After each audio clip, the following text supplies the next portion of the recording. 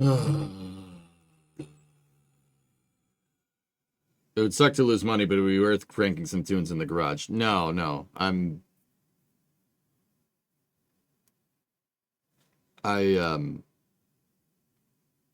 no. No, no. It's fine. Dude, just I'm almost over it. Just give me a sec. I'm almost there. I'm almost done grieving. Just give me a sec.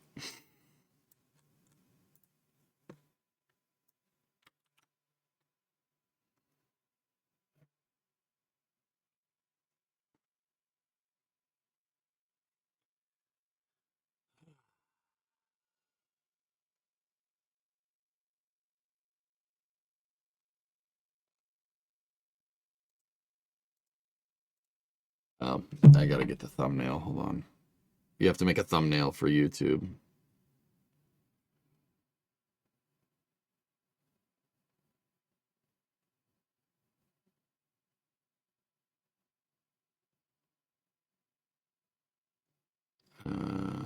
Yeah, that'll work. I have to send it over Discord. Give me one sec, dudes.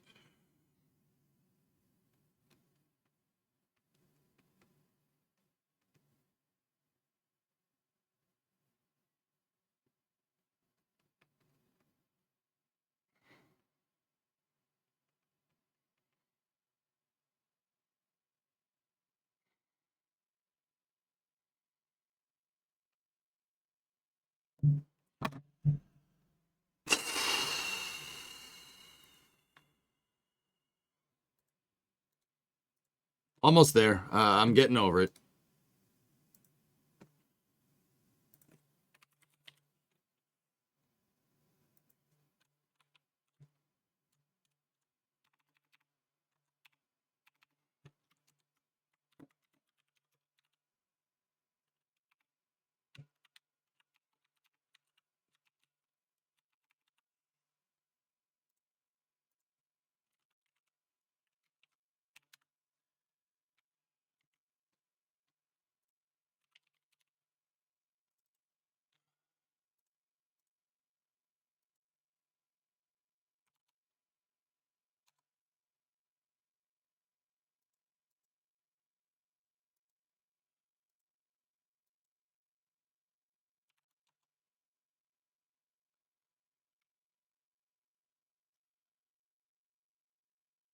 I have to make the thumbnail, so that's fun.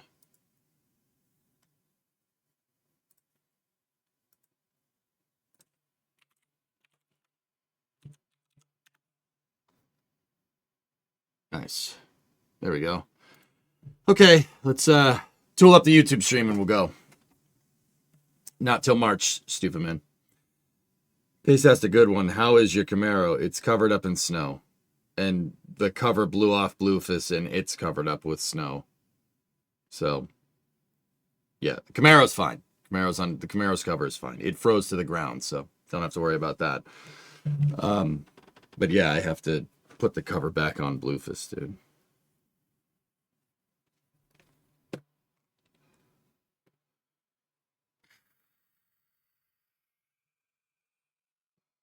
All right.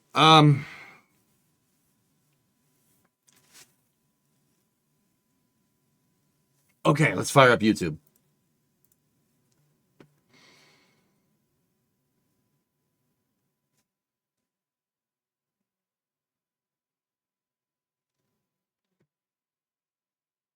Okay, welcome to part 42. We're working on the car. Today we're going to go in and cut out a little bit of rot around the rocker panels, the passenger side rocker panels. We're going to kind of see how far the rust goes in there, and then maybe we make some plates and fix it today. So that's what we're going to do. Let's go out into the shop and go from there. I'll see you guys out there in a moment. I just need to reconfigure everything here, and yeah, we'll go from there.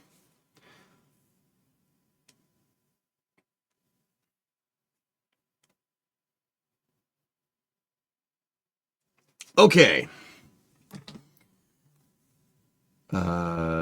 Give me one moment because I think I wasn't planning on doing a car stream today, but yeah, we're gonna cut out the rot that's behind the snowblower right there.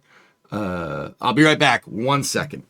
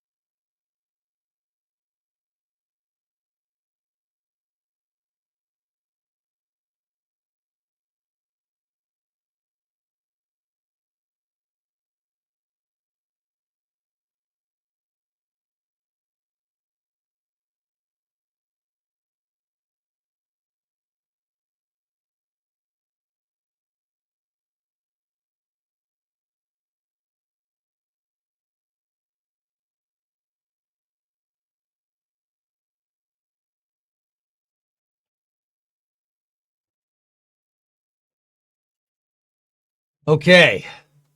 Let me just see if the garage rig is up and running, and then we'll go from there. I also don't want to mess this hat up, so. Oh. Okay.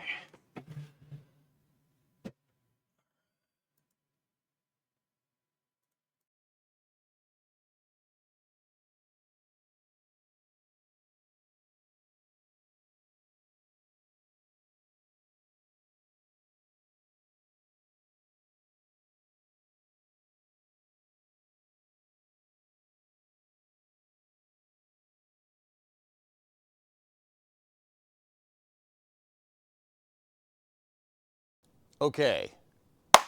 Can you hear me?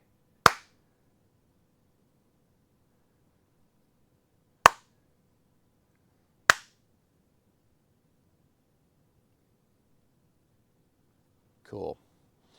5 by 5 by 5 by 5 by 5. Good. Good. Good. Good. Okay. Let's get the jet engine going here. And get some heat into this bad boy.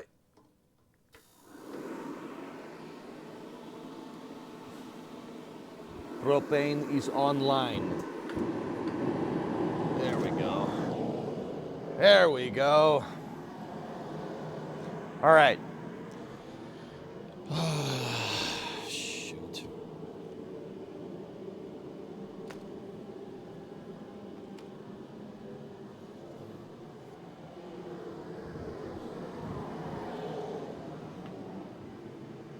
Let me get my furred hat on. Here we go. Get the furred hat. All right. So, what we're going to do is we're going to start messing around with the rockers over there. The rockers are the pieces that are underneath the door. You can't see it. There's a snowblower in the way. Hold on. The snowblower that works. All right.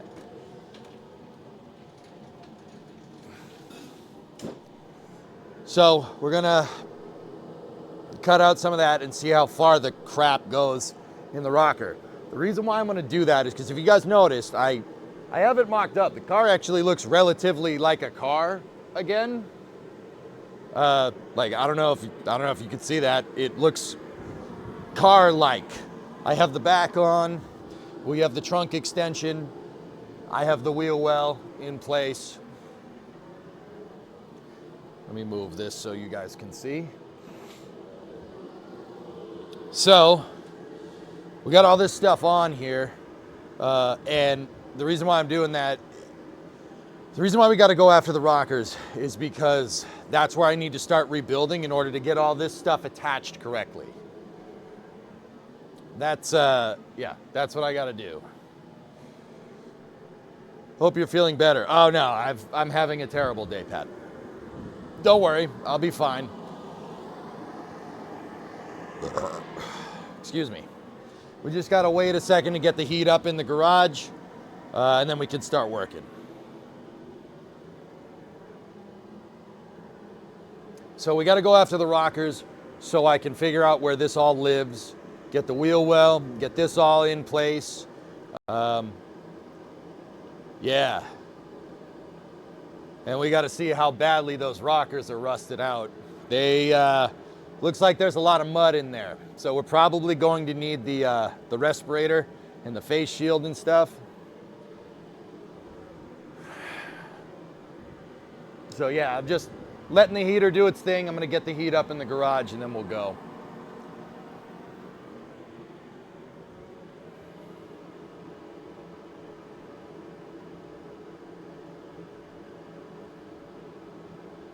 But yeah, the reason why I need all this stuff all lined up, guys, is because when I do eventually get a quarter panel for this and we hang it, I need all this all, like, it needs to be mocked up. You got to mock it all at once, right?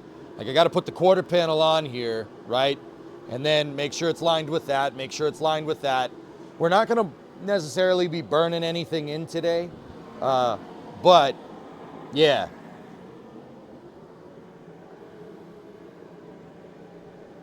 I may have missed a few VODs, but is the suspension rehung? No, it's not, but we could do that today if we really want. I mean, yeah, might as well. I have the parts. I have the shackles. So we can do that too. Yeah, we can do that.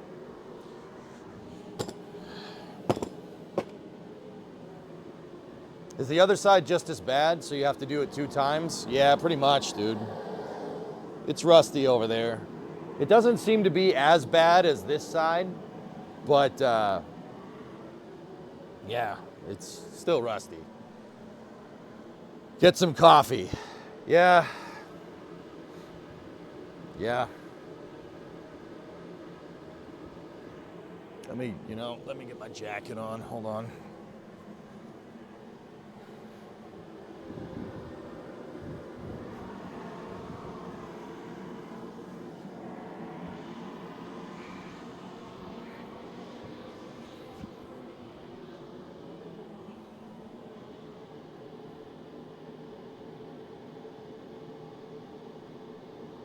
I was gonna suggest beer. Nah, no, I'm good. I don't need a drink.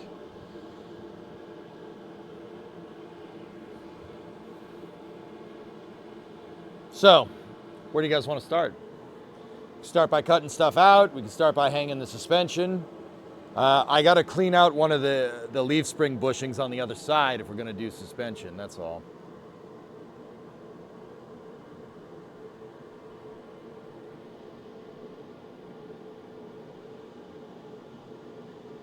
Do you have Crocs on?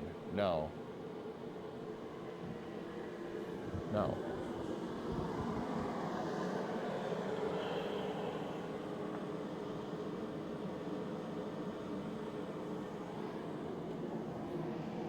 But yeah, the parts that we do have, this starting to look like a car again. I'm actually pretty happy with all that, how all that's coming together.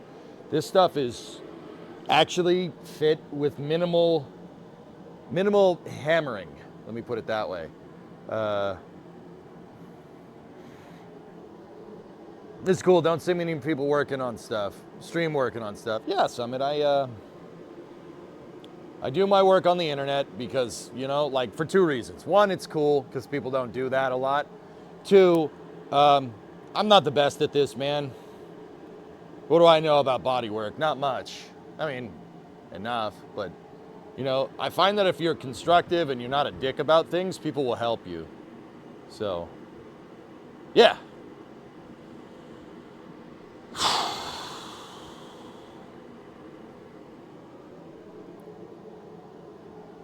What make?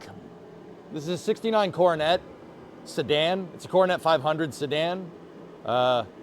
It did have a fender tag at one point that, like the one, like Winter Car, that tells you what kind of car it is. But this car at one point in its life got hit where the fender tag is, and the quarter panel was replaced. And then when they replaced it, they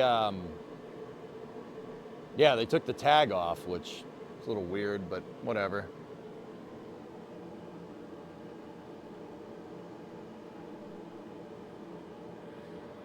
It's all good. But yeah, well, once again, I'm not wasting time. I'm just waiting for the heat to get up in here a little bit. I don't mind working on the car when it's cold. I'm no stranger to doing that. I used to work on cars in my parents' driveway, rain or shine. Yeah,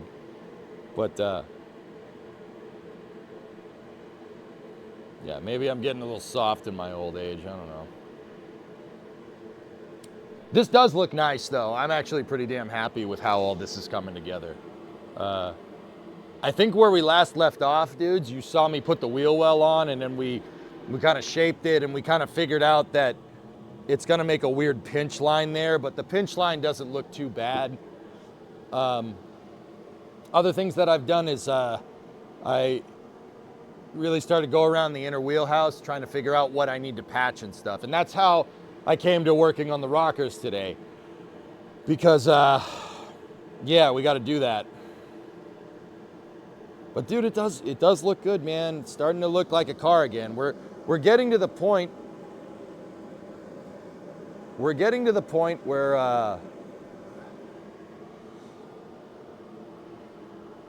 I'm adding to the car and not mostly subtracting. Now today we're gonna subtract a lot, but yeah. So, all right, let me get my gloves on and let's get going.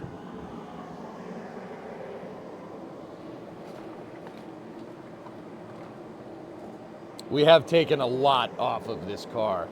Most of this car is in my vacuum cleaner over there. Most of the back of this car, I should say. If you haven't seen me work on these in a little bit,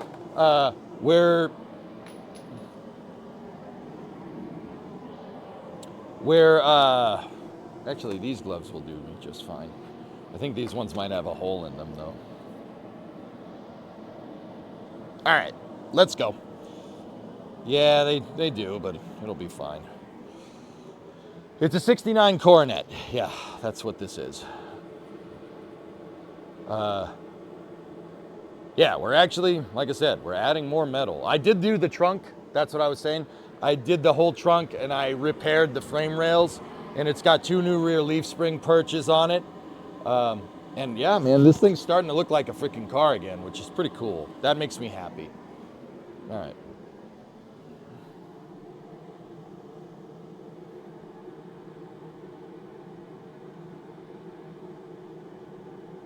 Sorry, fly keeps coming undone. Just figure I'd be honest. Okay, let's get the camera up to where we're gonna be doing some of our work here today. All right, let me flip it. Whoop. All right, so if you look at this at face glance, you see that there's some rust down there. But if we open this up, you see that there's a lot of rust down there. What's the story of you acquiring it? Is it just a project? I bought this car in 2013 because, okay, Jixu, I'll give you a real quick story. I bought this car in 2013 because a two-door car in this condition would go for 10 grand. Even back in 2013, I think at the time in 2013, they'd go for like 5 or 6 grand, which honestly, a 2-door shell in this condition for 5 or 6 grand, pretty good. I like the 2-door Coronets better. Can't afford a 2-door Coronet. What I can do is afford a 4-door Coronet and then fix it for less than it would be for acquiring a 2-door that's rusted.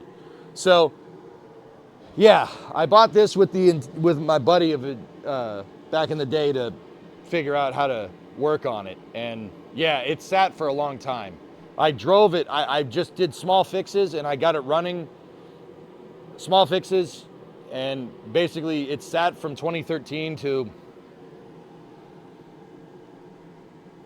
2016, and then 2016, 2017, I got it up and running, and I drove it around all summer 2017, and yeah, then I parked it. Yeah, I parked it, life got in the way, etc., etc. You've heard this story. But we have a shop now, so there's no excuse. So let's get it running. Hey, stupid man, thank you for the bits.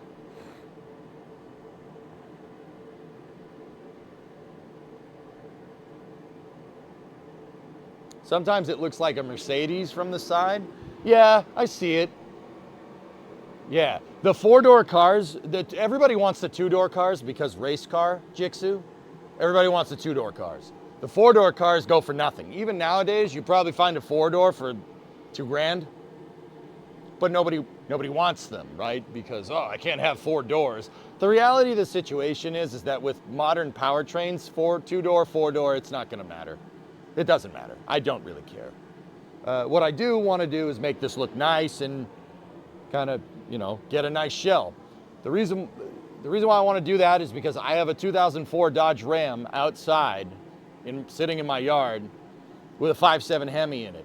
I'm gonna take the wire harness out of that Dodge and the 5.7 Hemi, and we're putting it in this. We're gonna put it in there. And we're gonna build that Hemi out. And this car is gonna end up having like 400 or 500 horsepower, and it's going to go faster than any stock 2-door Mopar from the time. So, whatever. This is a 318 car, so for the Mopar nerds, this is a 318. 318 with a 904 behind it. 500 was the mid-level trim for the Coronet in 69. This is not a special car. The modern day equivalent of this would be like a Toyota Camry, a mid-level trim Toyota Camry. That's about the same. It's just a mid-size car. Yes, this is mid-size for the 60s, I know. It's very spacious. Plenty of room in the trunk, see? Plenty of room. Is it gonna go to Mecum someday? Hell no. No. The other reason why I'm working on a 4-door is because if I screw it up, who cares? No one cares about a 4-door. If this was a 2-door car and I screwed it up, that would be a significant investment loss because 2-doors are expensive. But yeah, that's kind of the, not only are you reviving it, it's getting a power up. Yeah, baby. Yeah, so I really got to make sure that there's no rust on this. Nothing like that, that's for sure. So that's what we're gonna do. We're gonna get in there today, and we're gonna cut that out, as much of it as we need to. So the first thing I'm gonna do is, hello, my name is Jeff, Tasty Rust. I know I have a lot of oil cans over there. Sorry about that. I've been lazy and I haven't gotten rid of all my waste oil. Yeah. First thing that I'm gonna do is gonna go over this with a wire wheel and see where we need to cut out. See, you're also working on your car. You just pulled your Shelby out of the shop after the Whipple swap. Now time to do some tuning. Yeah, that's good. Are you gonna sell it to Fleetari? Well, actually guys, funny story. If you played My Summer Car, right? If you played MSC, this is the car that Fleetari has, only it's a 72. Fleetari, the Ferndale in My Summer Car is a 72 Coronet. This is a 69 Coronet. It's basically the same car. It just looks a little different on the outside, which is kind of cool. So am I gonna sell it to Fleetari? No, it's mine. I always said in My Summer Car, if you could buy the Ferndale and work on it, I would, comparatively to the Satsuma, and here we are. All right, let me get my respirator and the face mask on, and we'll, actually, we probably don't need to do that just yet. I want to show you guys this. So Use the snowblower as my hanger. All right, so as you can tell, this is not great. This rocker panel is completely thrashed. It's completely destroyed. I did find a little bit more rust here on the rear. This is the rear pan. Well, you can see it right there, and you can see a little bit right there. Let me show you. We did find a little bit more rust. We're gonna have to patch all this up, but first we'll start here. This right here is completely unusable. I can't do anything with this. The parts that look right are Bondo. It's fiberglass, or well, not fiberglass. It's epoxy filler. So this is completely unusable. Also, in case anybody was wondering, whoever patched this, whoever patched that used a beer can as a backing plate. It's Coors Extra Gold. We're cutting that out today. Yeah, there's a beer can in the rocker panel that somebody used to patch this. Yeah, we're not doing that. we're not doing that. Yeah, we're actually gonna try and fix this because this is a unibody car, meaning that the structure of the car, the body panels are taking the structure. It's no chassis that the body is on top of. This is a structural piece of the car. So when the car drives around, this is going to bend and flex with the chassis, right? And rust doesn't bend and flex, it just breaks. So we're gonna go after this with a wire wheel first and kind of see what we need to get at here. Let me plug this bad boy in. And you can see that the rocker has seen better days there. It's only, what, 57 years old? 58 now. Or no, 57.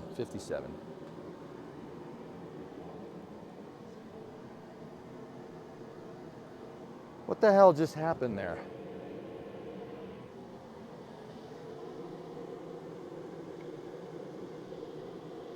That was weird.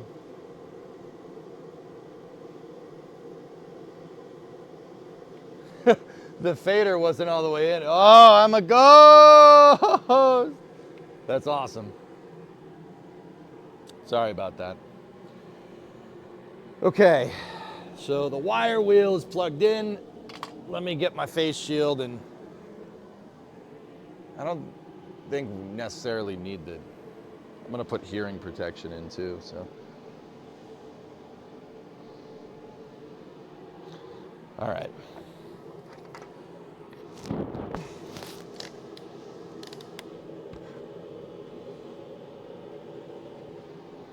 Yeah, that's rust. I don't feel like breathing in iron oxide today. I'm gonna put the respirator on, dudes.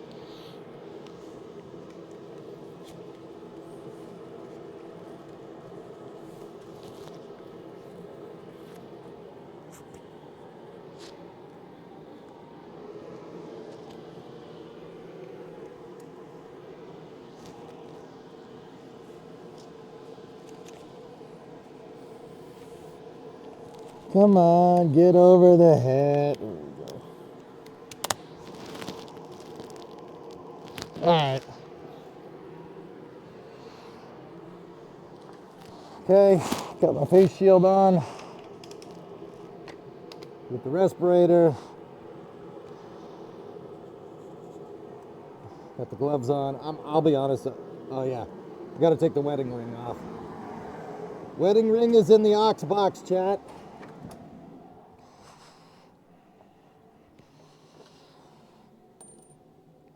There we go. In the aux box.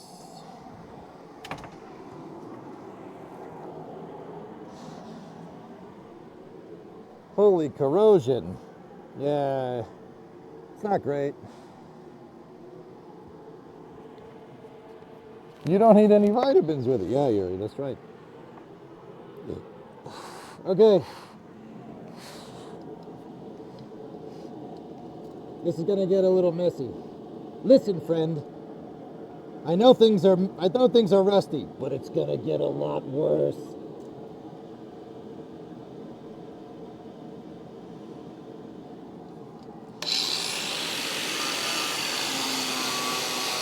That's all mud. Oh no.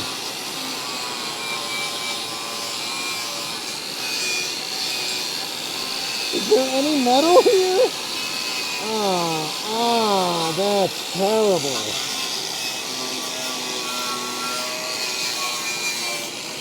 Is there any metal? It's all Bondo. Oh no. It's all freaking Bondo. Crap. That's not great. That's not great at all. Where does the metal start?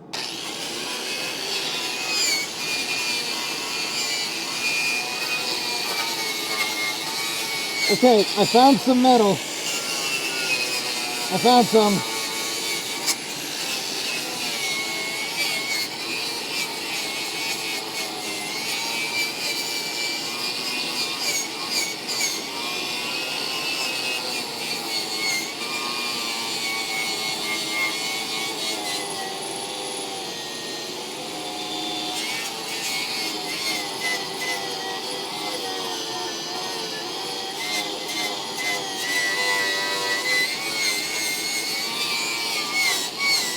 Jeez.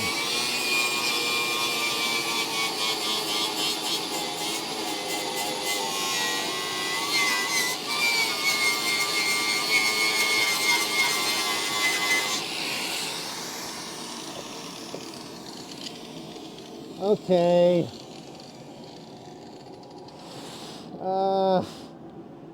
Yeah. That's good. Not. Oh.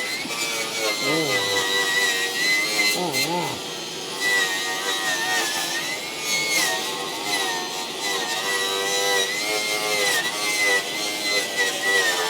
I'm trying to get this down to metals.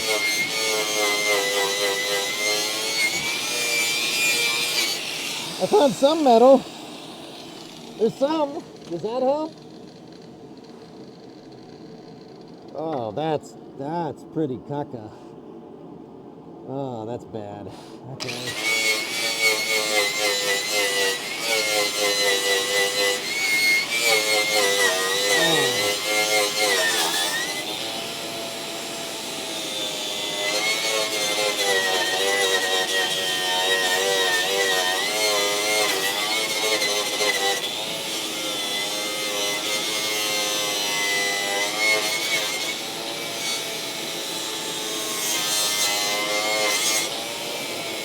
Dude, how much Bondo is on this? There's a ½ inch of freaking Bondo here. What the actual frick?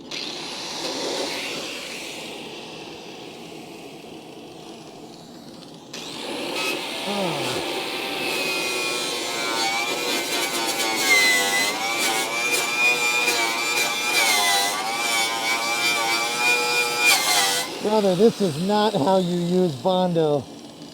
Oh my goodness. Oh, this is bad. Not good.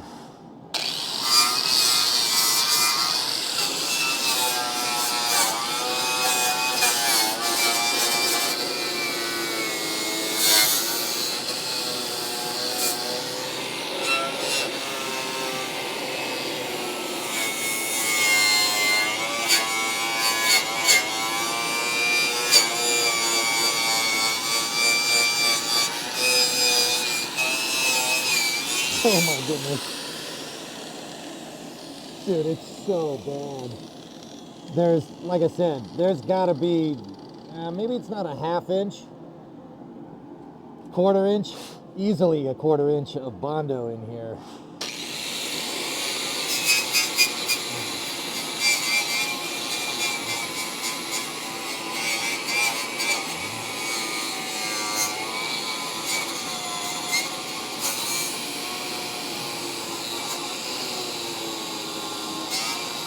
Oh my goodness. There's no metal here. There's no metal, it's gone. From here back, this is the only metal. Oh wow.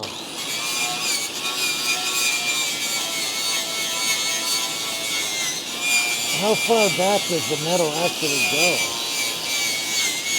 I mean, this is all junk. It's no good.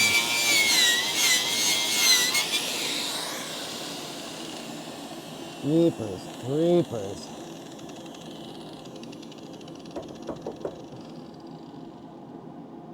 Wow.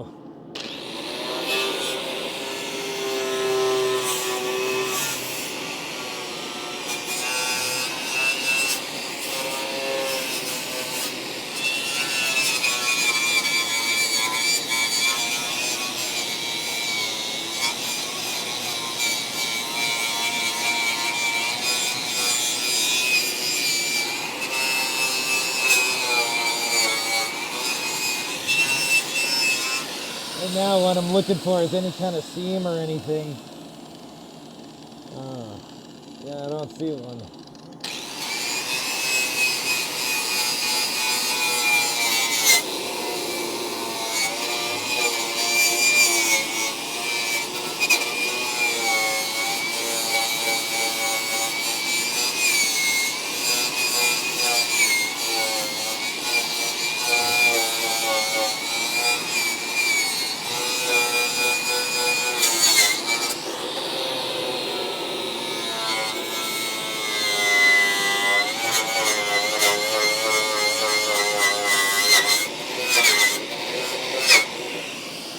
Wow. You guys seeing this? This is not good. But I mean, I don't know. I don't know what we were expecting.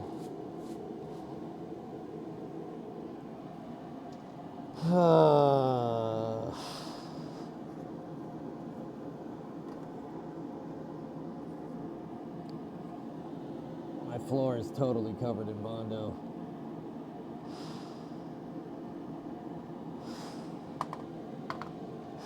Yeah, that's this all needs to be replaced. It's junk. It's junk. I'm gonna ask this now since I'm back from drinking. Why does it seem that Marcia at Associated Press is always the first one to ask a question? I have no idea why that's a thing, dude.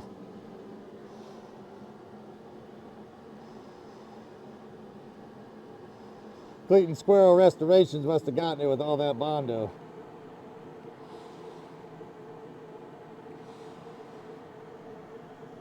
It's body filler, Luiso. It's not even fiberglass. We gotta wait for the dust to settle with the Bondo. Oh, that's caca.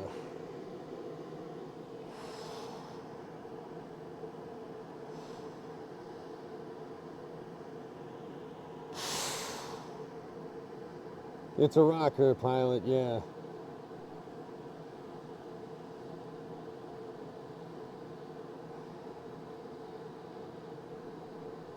I think that whole rocker panel is pretty much toast. There ain't no fixing that thing. We're gonna have to find a replacement.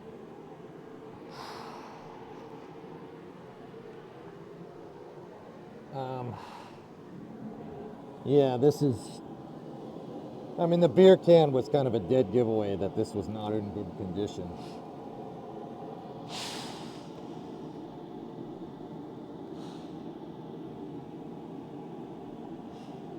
Damn. I'm gonna have to get the cutoff wheel. I want to section this right here and see if we can get this piece off so we could see in at the inner rocker panel. Because how this works is you have a stamped piece of steel that's kind of a C shape like this, and then there's an inner rocker, right? The inner rocker is like this, and this outer rocker is a C shape, and when they clamp together or when they weld them together, it becomes one solid structural piece. And this pinch weld right here is where the inner and the outer meet. That's the pinch weld on the top, and there is a pinch weld on the bottom. Like I said, the outer rocker is kind of C-shaped like this, and then the inner rocker is flat, and it's pinch welded to it with a spot welder.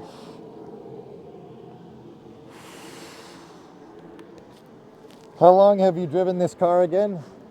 I drove this car around in 2017, dude.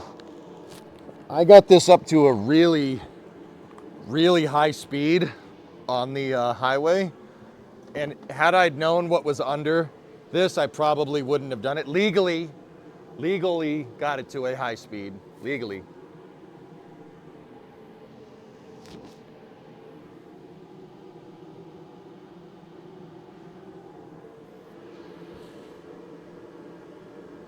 Man.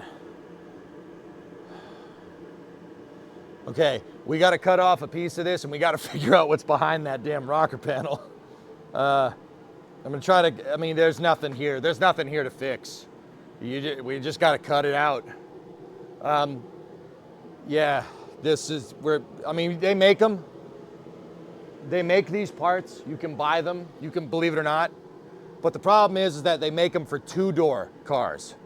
The two-door car is a little bit different how it goes together than the four-door car. Fly came undone. I don't know why that likes to do that. It's quite annoying, but hey, whatever. How's the A-pillar? A-pillar's fine. Yeah. So, yeah. Let's cut that beer can out. That's what we're gonna have to do. I'm gonna get the wire brush off of this thing, and let me unplug this before we go to swap.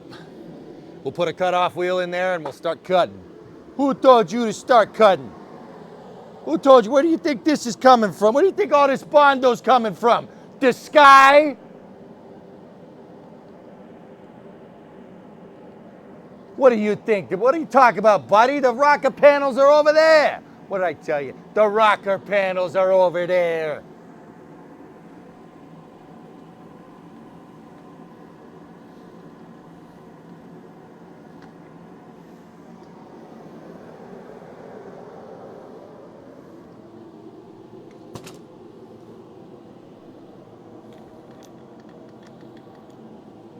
Say the damn rocker panels are over there.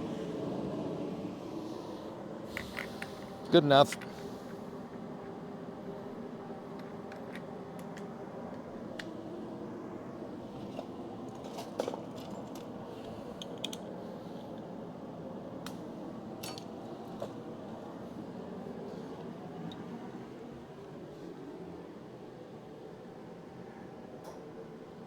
Junkyard time?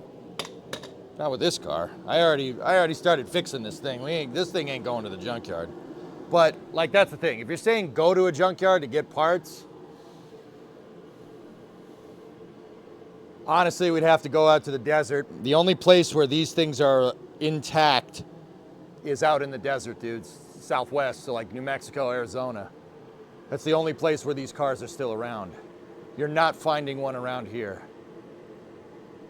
Believe me, I've looked.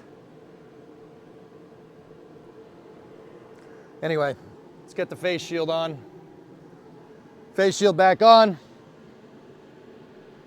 For parts still loosey? Yeah, exactly. I don't know. Yeah, it would be very nice to just get another one. The other thing is that, this shape isn't too incredibly complicated. I might be able to make it. The other thing is that I have some extra patch panels that I got for free from somebody else's project. Might be able to use some of that too. You're going to keep those cans of oil, it'd probably be better to keep them outside fire risk wise. Oh. Yeah, okay, cool.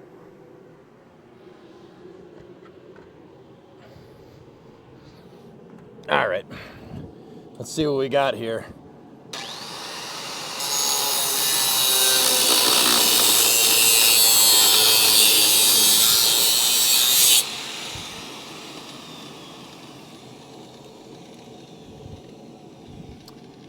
Wow.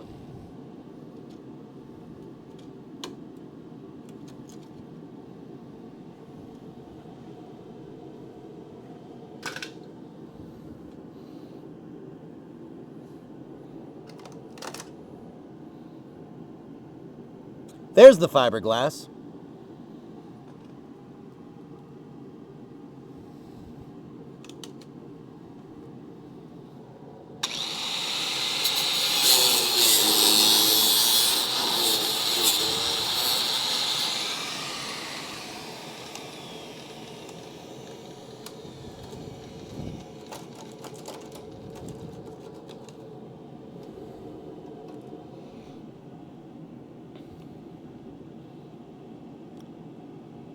Wow. This is bad, man. Jeez, what the hell happened to this thing?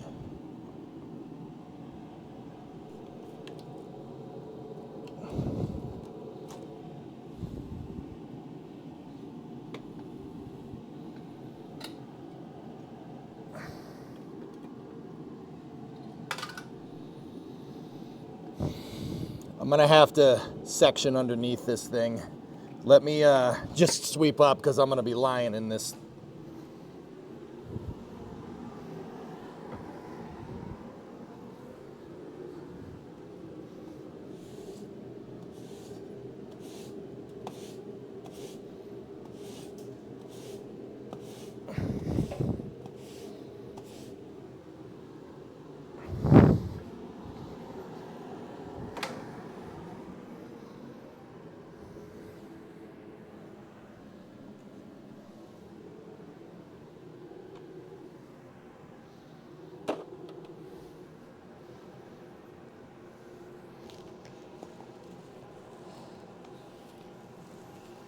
So because that's all fiberglass, dudes,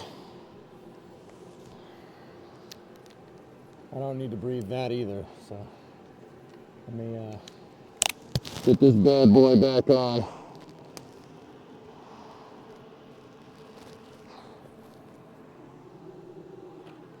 You don't want to breathe that crap. It's not good for you. And that ain't no hippie stuff either. You definitely don't want to breathe that. It's terrible for your lungs.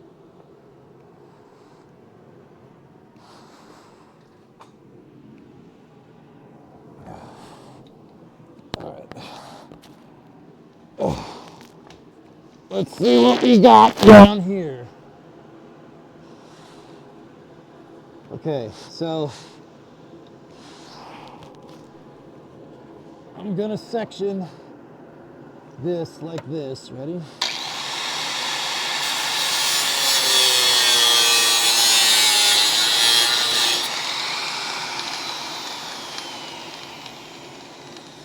And then we'll do one lengthwise along the pinch weld.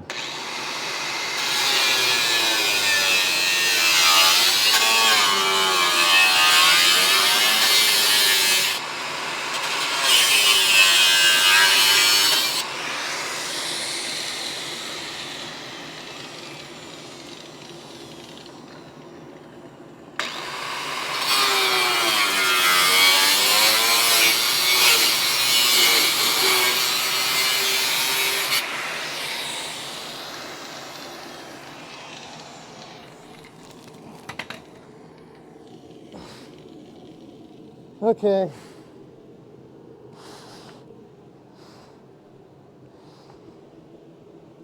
So I got a little bit more. Any music radio like a game? No.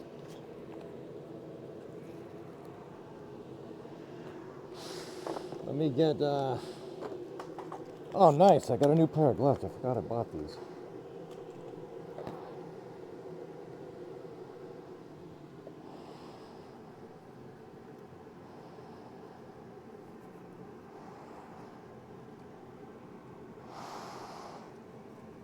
Extraterrestre Bondo. Don't remind me of that game right now, dude, but yes, that's funny. Don't remind me of that freaking pile of crap. All right, let's get the beer can out of here. Coors Extra Gold, baby! Let's freaking go! Yep, they use the beer can as a backer for the fiberglass. And then Bondo. That's disgusting. But we're keeping the beer can.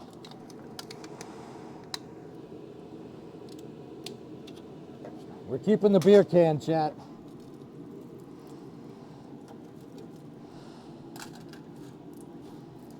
Oh, this is bad. This is not good. Oh.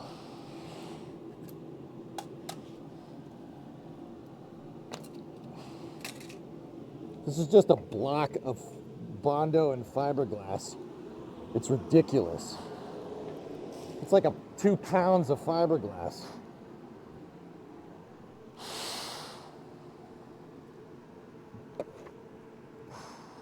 I think you're taking this winter car thing too far. Yeah, maybe. Yeah. So you can see right here, that's where the outer rocker is, which is like a C shape. And then we could just see the inner rocker here, and there's an intermediate plate which is completely destroyed here. This intermediate piece right here with the holes in it is there for to keep the door structural. Oh man.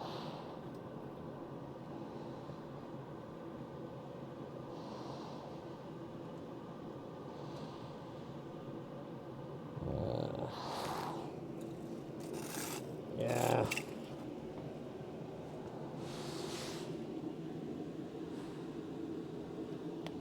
It was C-shaped.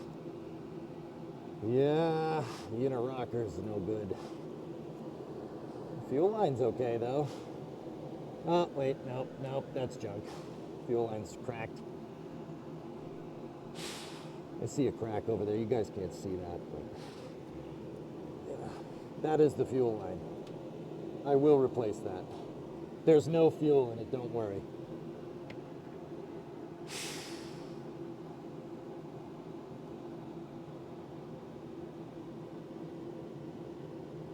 Man. The inner rocker is shot over here. That's no good.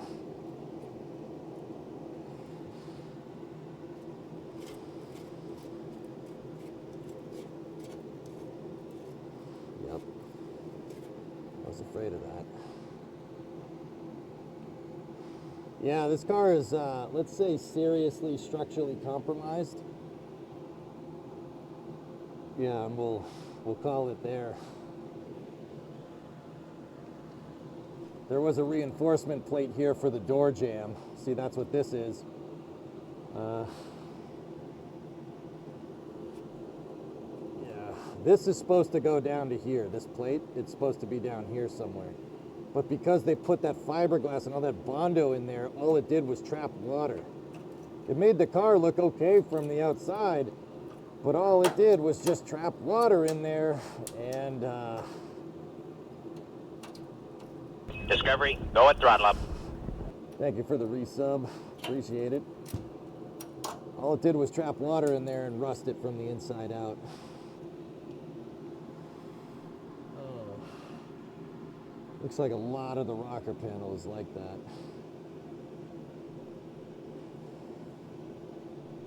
Damn, that's bad. Trying to see up to what point do we have contiguous metal around the whole thing.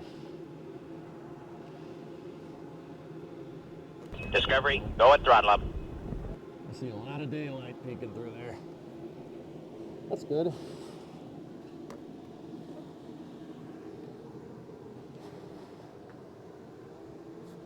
Hey, Jack and Jacobs. Thank you.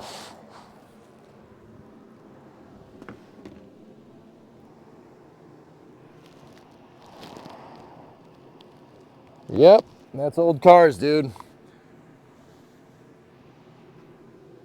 That's old cars. That's what it's like. It is what it is. What's bumming me out is that the inner rocker panel is hosed. It's no good. It's not in the best condition.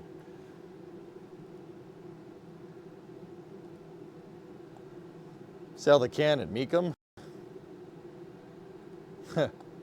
Nice.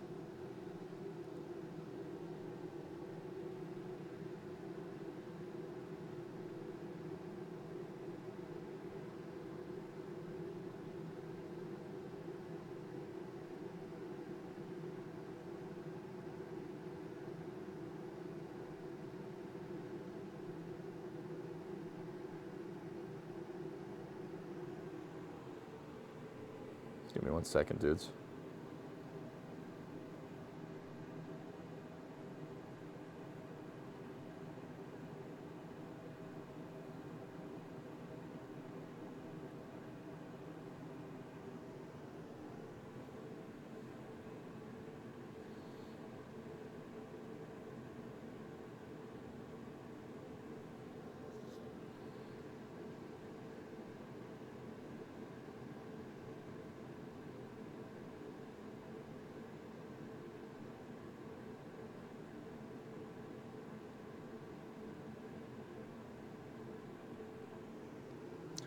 Sorry.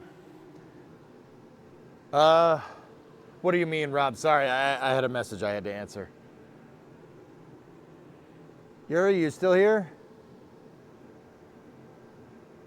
No, it's not Jack, Yuri. No.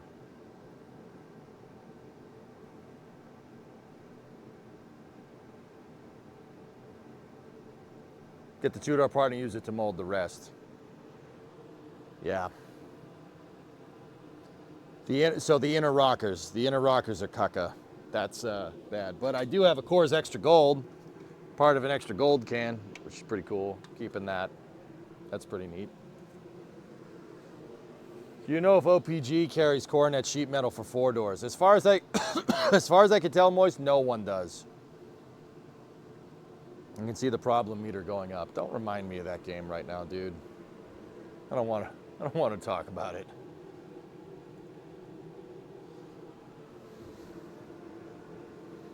So, the rocker panels. Yeah, okay.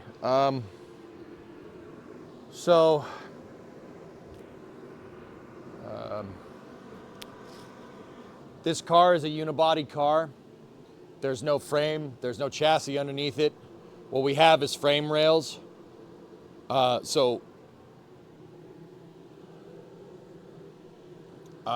do we fix it? A welder and a metal bender and some time.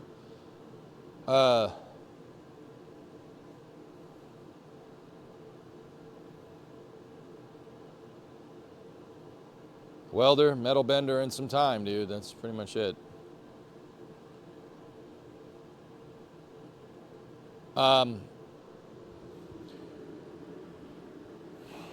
Refocus. Come on.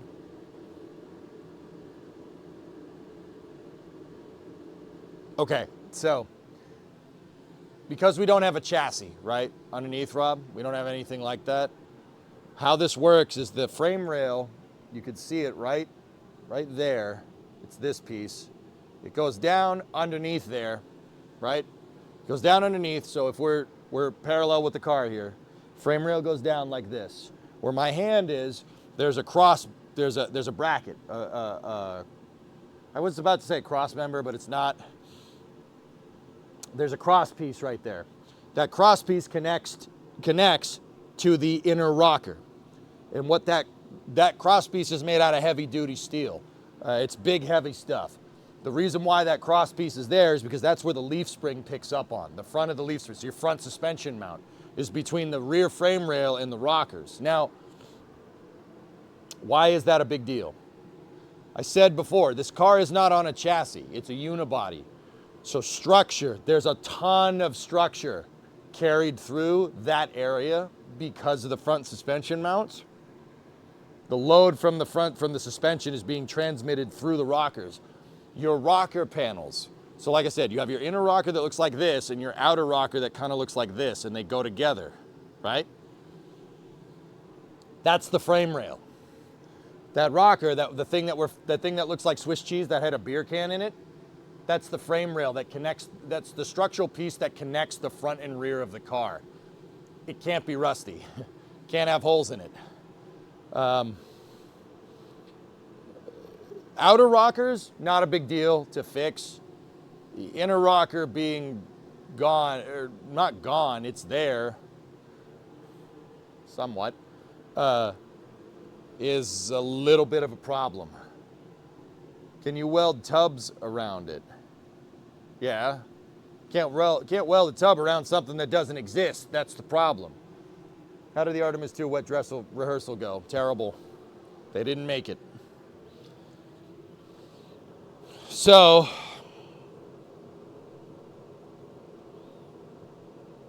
see, where I'm at is like, what do I do here now?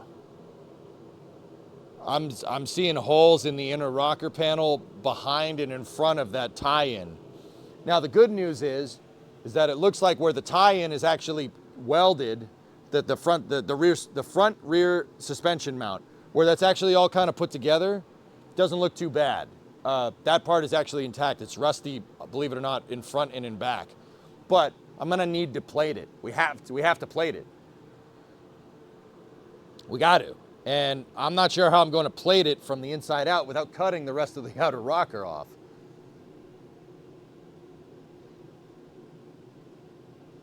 We're going to need a lot of beer cans, for sure.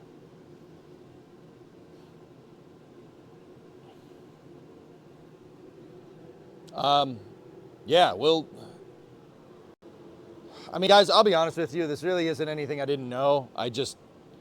Until you go in and see in there, then you can really kind of see like, oh, man, that thing's hosed. It's pretty bad. Further kind of, well, like I said, one of my goals for this project is to figure out how far gone, like what does a car that's too far gone mean? What does that exactly mean? A car that's too far gone doesn't mean that it isn't fixable. Everything is fixable. I'm really quickly learning that a car that's too far gone means that it's just a lot of work to fix it. That's all. Yeah, Mara, you're in the same position with your 205 GTI. No rocker left. Yeah, that's structural, unfortunately. That's, unless we want the car when we're driving down the road to bend like a taco, we got to fix it. We got to fix it.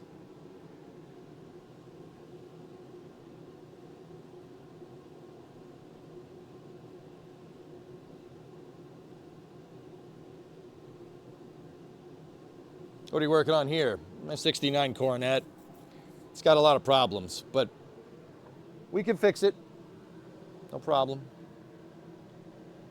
That's the passenger rocker, which is, like I said, it's struggling. It's struggling. But like I said, it's fixable. We can fix it. Everything is fixable. The whole point of this car is to learn. So, well, we got our work cut out for us here, that's for sure.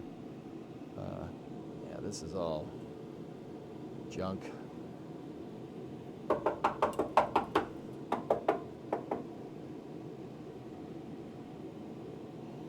Kind of want to get the metal off the rest of this. There are holes here.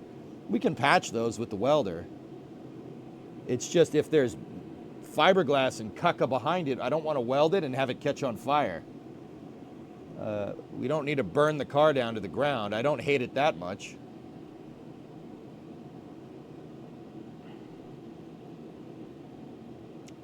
This is going to be a tough one, though.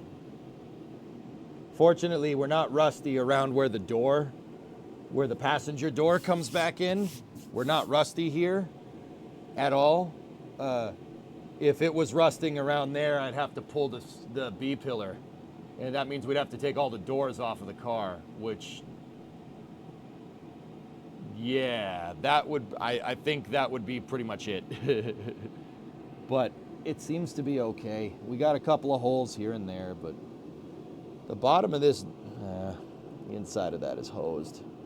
See, it's just water and crap has been sitting in here for so freaking long.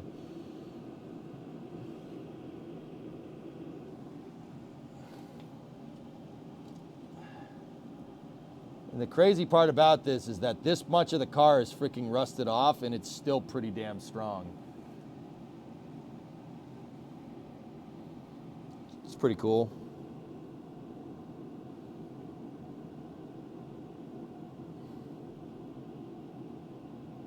And you know what, guys? I'm not even like too obsessive about making this look nice. I want it to look right from the outside, but on the inside here, I just want it to be strong. Like, it doesn't need to be pretty in here. I need it to be strong. We can't have rust. And this is very rusty. Very rusty. Let me get the vacuum cleaner.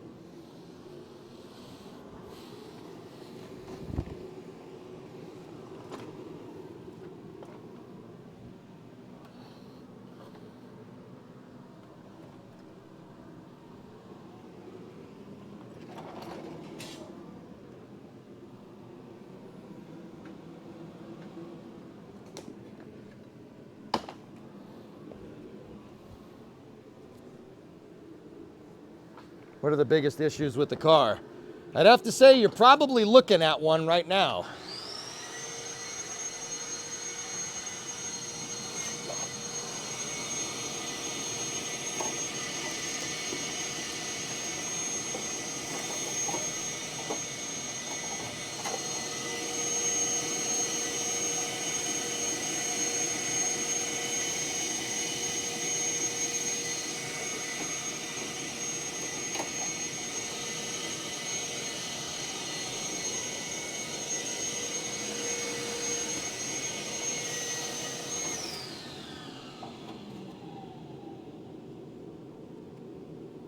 Hello?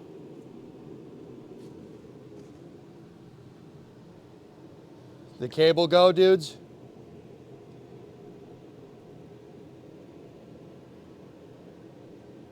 Still got you on the Mini. That was weird. Something went, yeah, and the vacuum cleaner shut off. Hold on. I hope we didn't trip something. Does the vacuum cleaner still work? Nope, we tripped a breaker. How did we trip a breaker with a vacuum cleaner?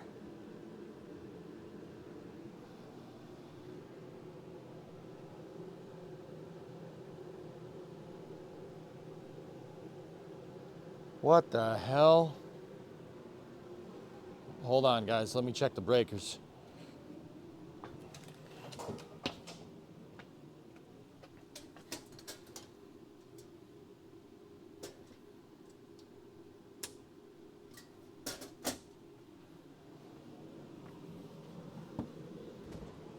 Everything should be coming back now.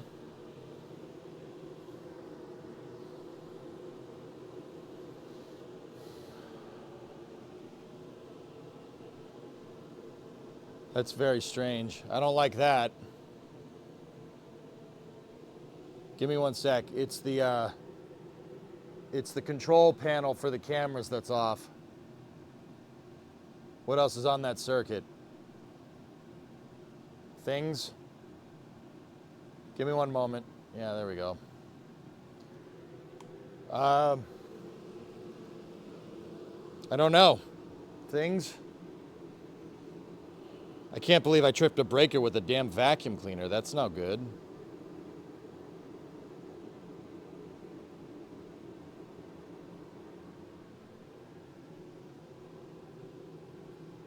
They are GFI breakers, Mason, yeah. Huh. Well, whatever.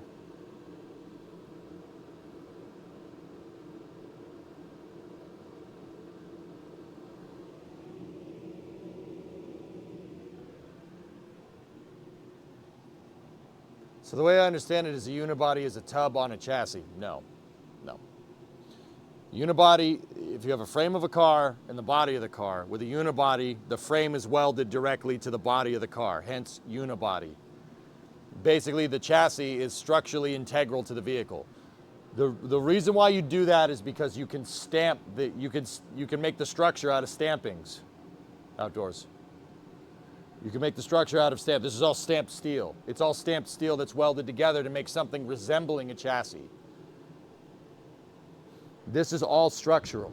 All of this carries the structure of the vehicle. On an older car, like a car from the 50s, you have a steel frame, and then the body is on top of that. The steel frame is the structure of the vehicle. The body is just the place where people sit on top that looks nice. Yeah, Yuri, maybe. Damn, dude. All right, let's take a look at this a little bit closer.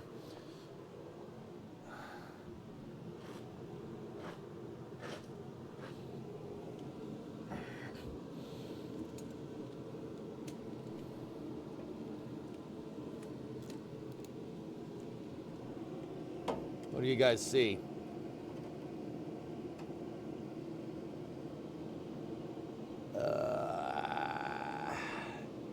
That's not great.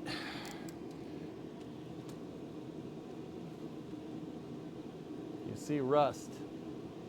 Yep. Yep. Let me get my light out.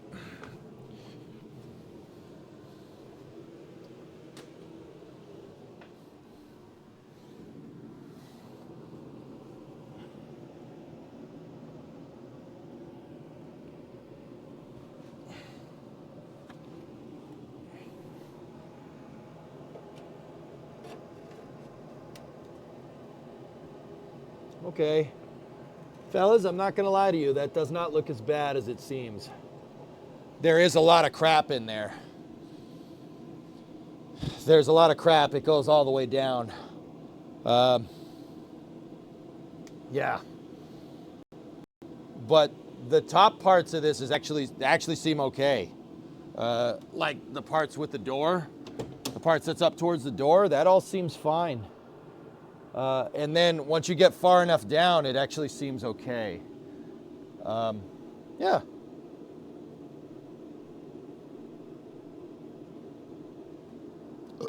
Excuse me.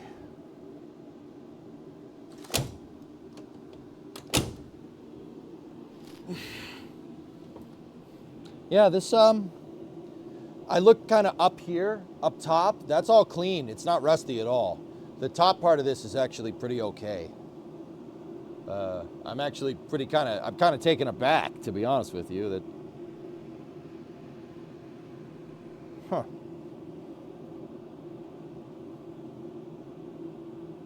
Might not be as hard as we think. What I think we should do is cut. We should cut more.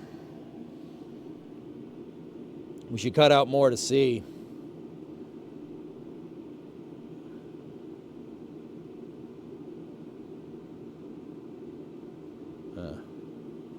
But see all this? See how you could see to that leaf spring bracket in there.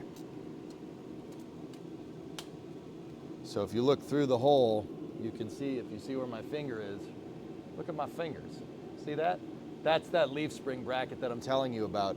It goes through and it attaches right here. That doesn't seem to be too bad. By too bad, I mean it's not rusty. It's just a little pitted down here. Like, it's not rotted. There's a hole right there that we need to fix. From here back, though, it's kind of boned. But we can plate that. That's no problem.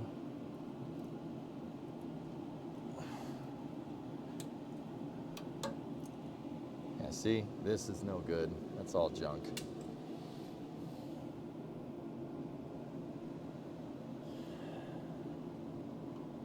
And this is where the inner wheelhouse picks up on the structure.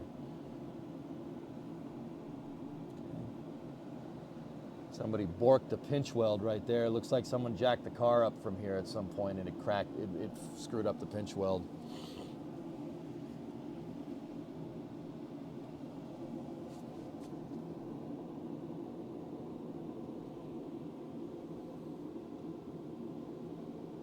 I'm just kind of debating on how we're going to go about this.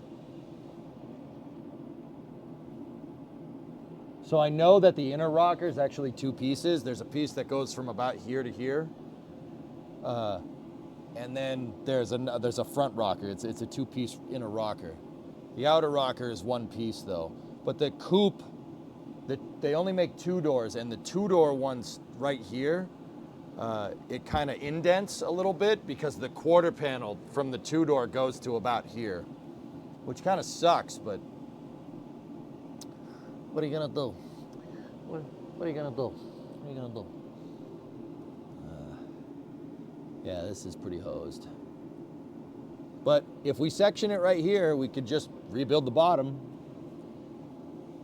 I don't see why we couldn't do that.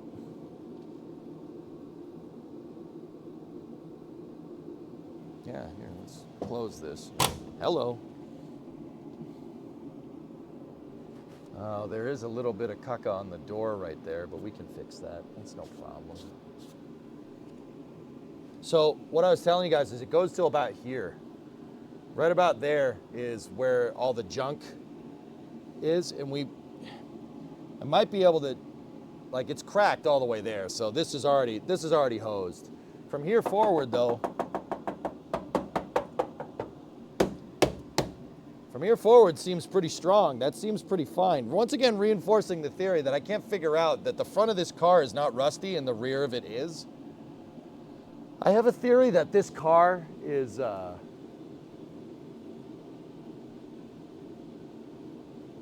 have a theory that this car is, somebody used it to back boats into water and it was submerged. Like, that's the only running theory I can really kind of figure out, but we got to cut it till about here. So this is a rocker panel, guys. This is the sill that's below the doors. This is the rear door right here, and that's the front door, passenger side. Yeah.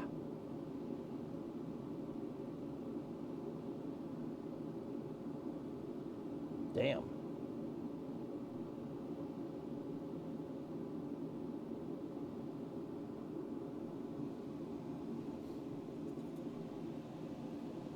That was right there. See, the inside is all pitted. The outside doesn't, no, the outside sucks too. Even if the outside is nice and smooth, and this looks like decent metal, this is no good. That's junk.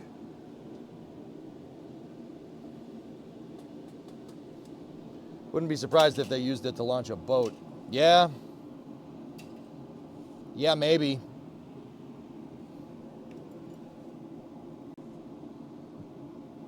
Yowza. That is roached. All right, guys, I'm thinking I'm gonna put down some tape right here, and we'll just cut along the tape till about here and see how bad this actually is. Oh. Might as well, we're here, let's do it. I'm just using tape because I know it's good metal. Just a good old boy who loved his boats. All right, let's see what we got here. Guys, I'm still bumming about skid mark. I'm still bumming. Sorry. No, I should let it go, but I'm such an idiot.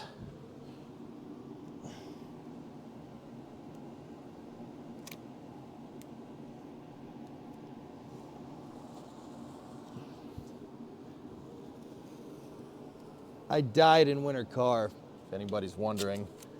I'm pissed. It was my fault. I didn't glitch the game this time.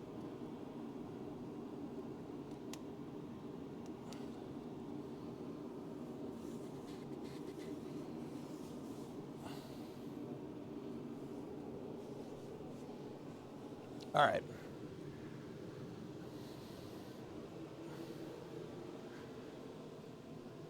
We'll build a new one. We'll build a better one. That's right.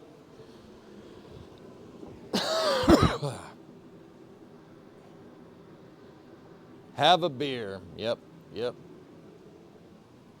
I was working, what happened? I skidded off the road, Magellan, like an idiot because I was driving too fast.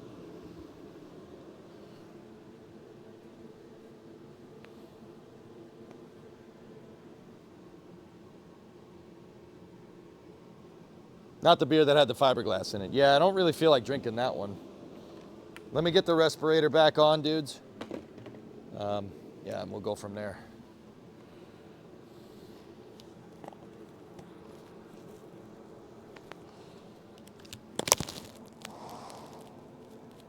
Yeah, cool boy, that's right. We can rebuild it, home planet. We have the technology.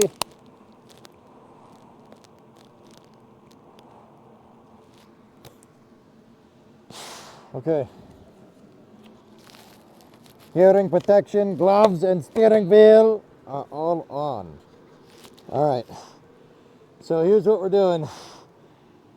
I'm going to do an incision following the tape. We're going to try to cut all this out. That's pretty much where it stops.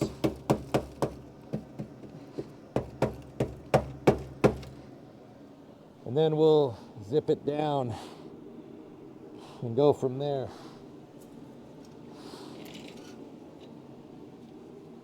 Okay, ready?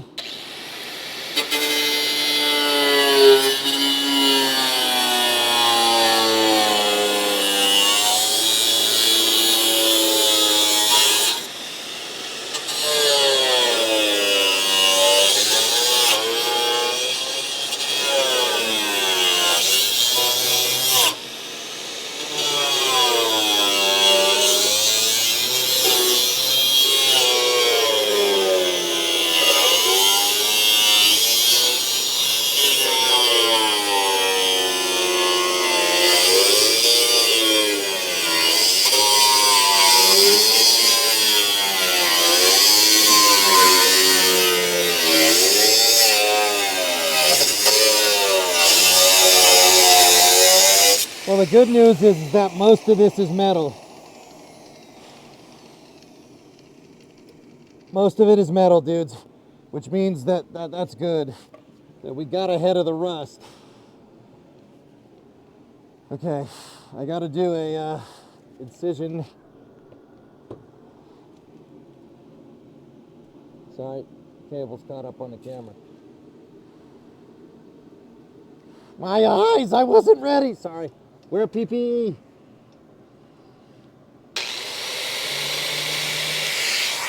I don't like that. I don't like that angle.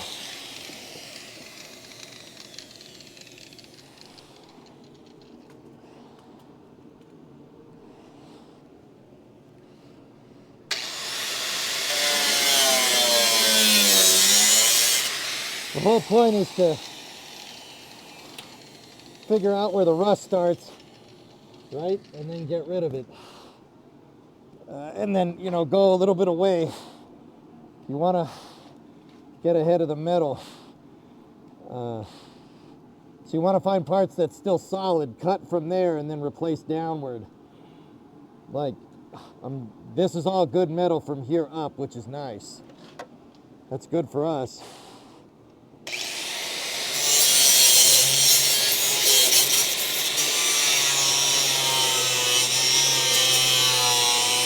See how easily I'm cutting through that? That's not metal. It's Bondo. See that? Oh, yeah. Dudes, holy crap. Look at all the body filler. Holy balls, look at that. It's 1/8 of an inch. See, this did nothing. All that did was just hold water against the metal. Dude. Oh, that's jank. Oh. See this? None of this is metal. This is all rust. But above it though, see above it is nice. Listen to the sound that it makes. Hear the difference? See, that means from the blue, where the blue tape is all good metal. It's a little pitted, but it's okay.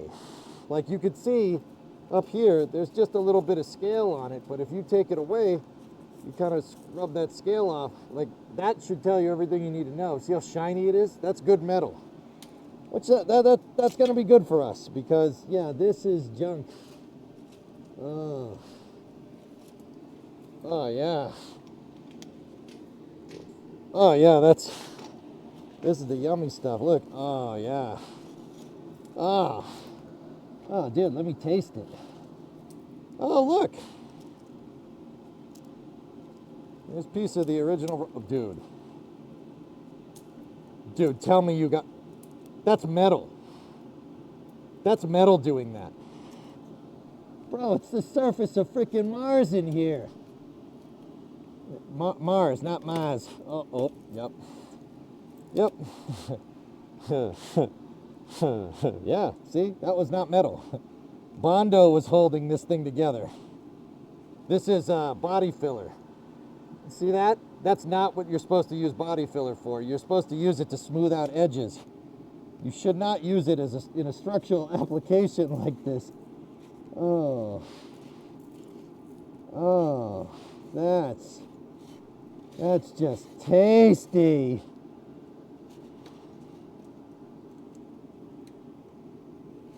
Oh yeah. Yummy. I hope nobody's eating dinner right now. I'm sorry, this is gross. Okay.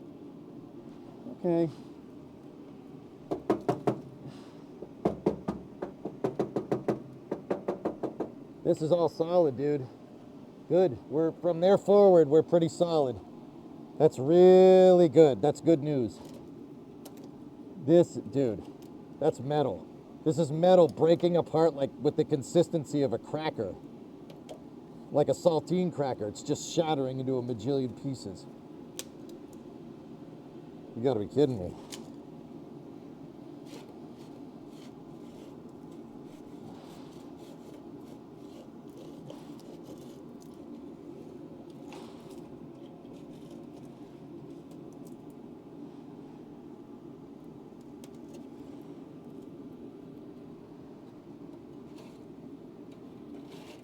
The good news is, dudes, is that there really ain't any mouse nest in here. It's just rust.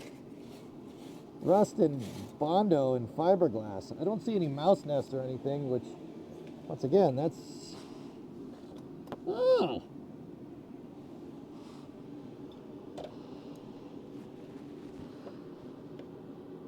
The inner rocker is almost completely intact, dudes. Oh, thank God. It's a little mangy, but it's all right. Couple of spots here and there, but we're good. Oh, oh, that is a huge load off, man. Here, let's, here's what I'm gonna do. We're gonna go in here and...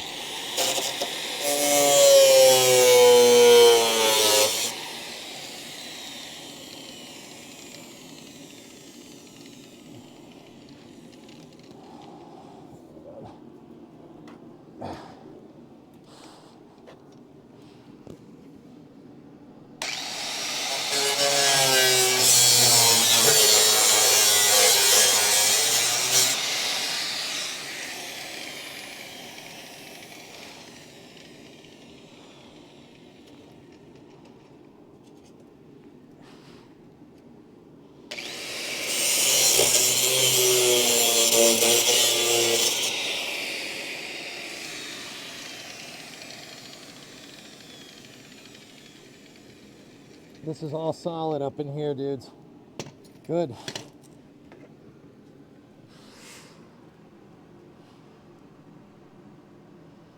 Couple of pinholes here and there, nothing we can't fix. Man, this car was rusty. Damn, dude.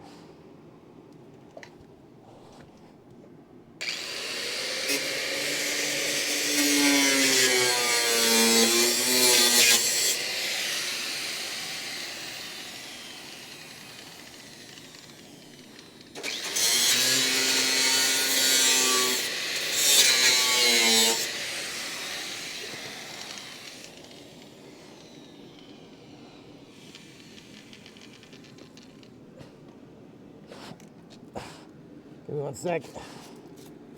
See what we got down here.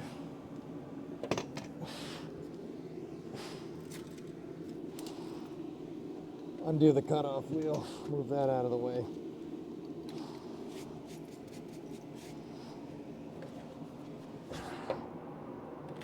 I'm gonna see what I can see under here.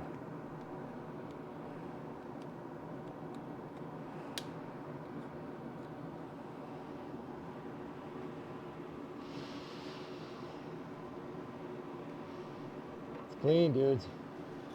You guys got to come see this. There's a little bit of rust here and there, but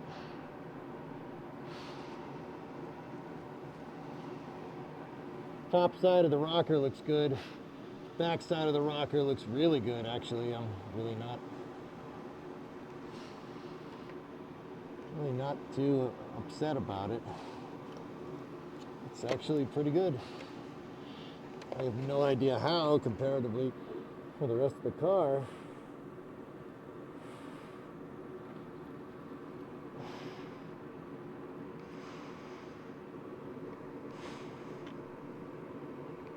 This, yeah, it's rusty, but it ain't too bad. Here, come here, look.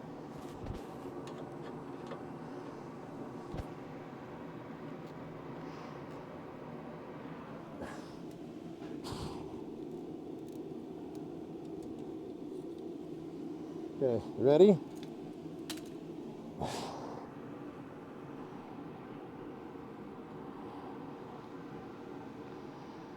See? Not too bad.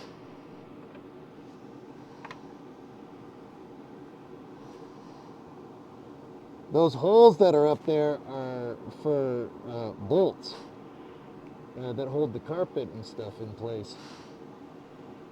This is actually okay.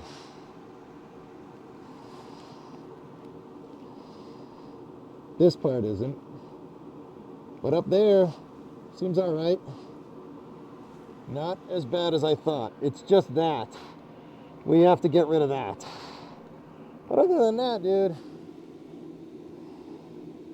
That's not nearly as bad as I thought. I mean, I was expecting the worst comparatively, like what we saw up there. I know the thing went out. Give me a second. I'm just remounting it so the wire doesn't screw up. Yeah, not bad, dudes.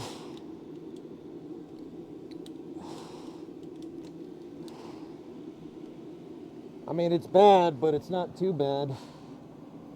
We're gonna have to figure out how to rebuild all of this structure. That's gonna suck. Let me look up the rest of this.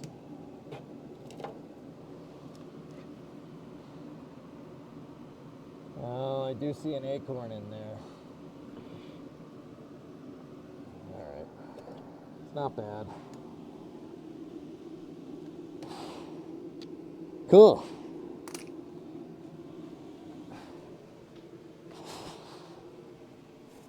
Okay, so that actually isn't too bad under there.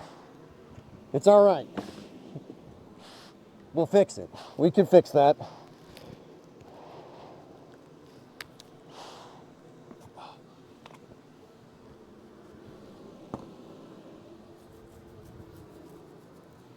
We did cut out a lot of caca out of this thing, though.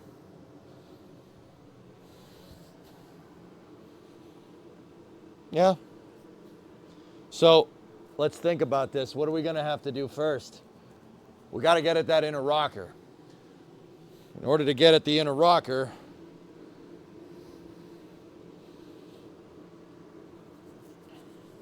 let me think. Let me think.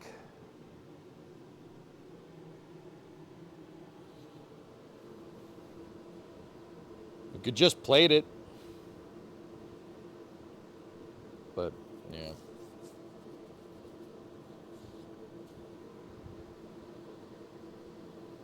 I guess I think we'd just clean it out, blow the thing out, and you could always just replace it plate by plate. Like, we don't need to bend the whole thing. Like, I could just make a bunch of plates and weld them together. Take out the rear end. Nah, it's too much work.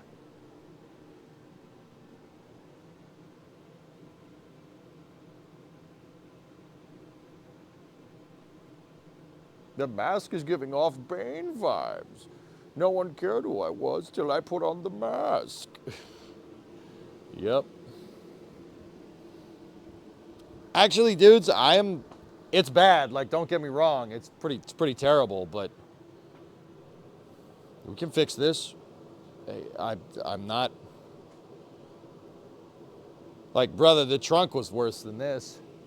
The trunk was terrible, and look at it now. It's brand new. It looks great, right? Like,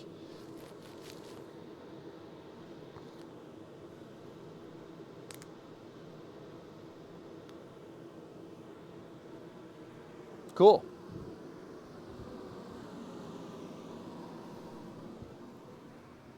Yeah.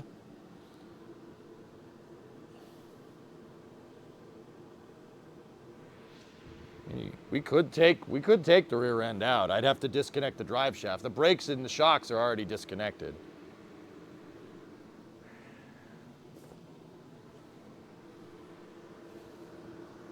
I don't know. What say you? There's a question, actually. Should you be considering any bracing? Aqualux, I'm going to over-engineer this. When I plate that, when I go and replace the plate, I'm going to make sure it's... Yeah, I'm really going to brace that thing up. Once again, the structure of the car is carried through those damn rockers, man. So let's be, okay. A little bit more on, like, car structure and how this all works. That's junk. That is a primary structural carrier. Like, okay, the right way to say it, guys, is it connects the front and the back of the car together. The outsides here. That's what rockers are. They connect the front and the back of the car. That's kind of important. You don't need the car doing this when you're going down the road, obviously, right? So now here's the other thing. How the heck do I have this car jacked up and it's still all straight, right? How is it not tacoing? Well, the roof. The roof is what's keeping it together. If this was a coupe, this would be gone. The car would have done this a long time ago because there's less. So like I have this big structural pillar. I have this big structural piece right here. It's a big honking piece of metal that connects the roof to the rocker. This is called a B pillar. The A pillar is right here, that's the front. B pillar, C pillar. Because I have a B pillar in this car's design, that's what's keeping this thing straight. So if this was a coupe, that would be destroyed. There's no B pillar on a coupe. A coupe just has an A and a C. There's no B pillar. So that's what's keeping this car together right now. I mean, at least this part. And that's the other reason why I was confident in just cutting it out. You just cut that out. If it's structural, you generally should brace it. We don't need to brace it. The B pillar is holding everything together. I'm not worried about that. Just got here. What is this project? Hey, Tato. This is the crew cab charger. This is my 1969 Coronet. It's a Coronet 500, and I am restoring it. I'm using it to learn how to restore old cars. If you know old cars, this is a 318 car. It's nothing special. It's got a 318 with a 3-speed automatic behind it, 8 1/4 rear end. I have no idea what the gear is in there. It's probably a highway gear. This is not anything particularly special. I'm restoring it to learn how to do body work. This is my student exam, so to speak. Is that fire normal on the left? That's the leg burner. Hey, Tattoos, what's up, man? This is the crew cab charger. Yeah. This car is Titanic, pretty bad. It looks good. It looks pretty dang straight, and it is for the most part, but the bottom is, this is a weird one, okay? I've watched tons of YouTube videos on fixing these cars. I know where this Chrysler product, I know where it rusts. I mean, it's a Chrysler product. It rusts everywhere. Jokes. I know where these things rust. I know where the problem areas are. This car, from about here, from about the middle, actually about the firewall, from about the firewall forward, this car is fine. It's not rusty at all. There's no rot, there's nothing. There's maybe a little bit here and there, but it's nothing like the back. The back of this car was missing. In fact, most of this car is in my vacuum cleaner over there. There was nothing back here. I started with nothing. This was barely, the back panel was barely holding on by a thread. If you're overseas, if you're in the UK, this was like British Leyland bad. It was bad. I don't understand how the front of this car is fine and the back of the car isn't. But whatever. Whatever. I wonder if this is flood damage. I don't know, dude. I don't know. So these cars do have a problem. They leak on the seals and water pools and they rust from the inside out. That's the problem with old Mopars. Like, was it parked on a bank and got hit a few times?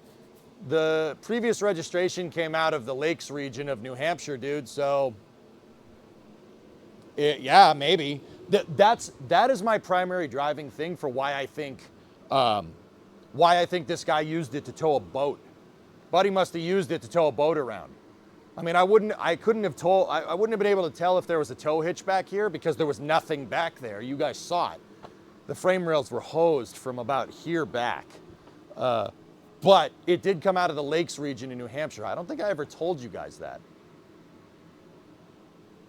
Will you restore it or upgrade it? So, Tato, my plans for this is to get the shell 100% operable. Then drive it around. Once the shell is good to go, that's when we start having fun. I have a brand new, it's a 2004 Dodge Ram outside. I am going to take the engine and the wire harness out of that truck, and it's going in this. This will have a Gen 3 5.7 Hemi in it. Oh, we're gonna upgrade it, and it's gonna go fast, which is why I can't have any of this. I wanna get to the point where I can do this, and car doesn't fall. Like the parts of the car don't fall off if I bonk the thing. We're getting good. I've already restored most of the back. We're kind of working our way forward because if you notice the quarter panel is missing. I got to reinforce all in here before we put that quarter panel on. So yeah, this one's going to get upgraded, and yeah, it's going to get, this thing's going to boogie, dude. It's going to go fast when I'm done. That's why I'm splurging a little bit on these super nice new panels instead of just fixing it myself. Okay, Yuri, go to sleep, dude. Do you have a new quarter panel? I haven't bought it yet, no. That's my guess, Dama. That's my guess, backing in and out. Because, dude, yeah. I mean, somebody undercoated the piss out of this car. So a lot of it is still there, but a lot of it isn't. Wherever they missed with the undercoating is gone, you know? Like, you're going to pretzel that thing the minute you put your foot down on the stock chassis. No, I'm not. You're 100% wrong because you don't know what I'm going to do to it to make it stronger.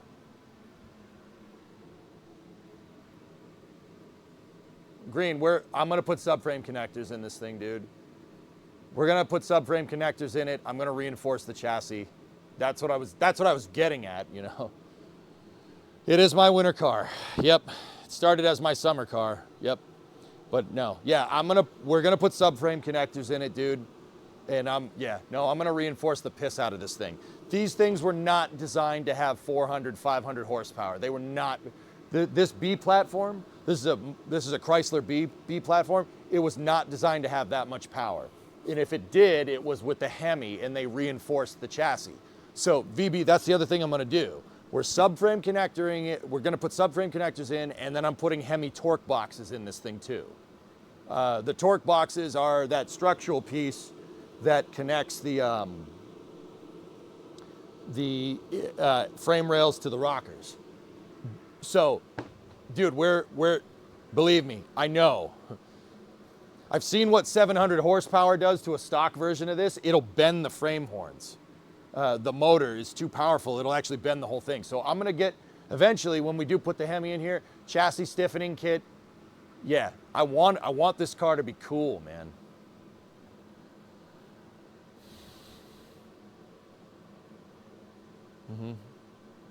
I wonder if he was towing a boat, if he stopped because whatever hitch was using tore out while the boat was attached. Yeah, maybe. Hey, Groomph, what's up, man?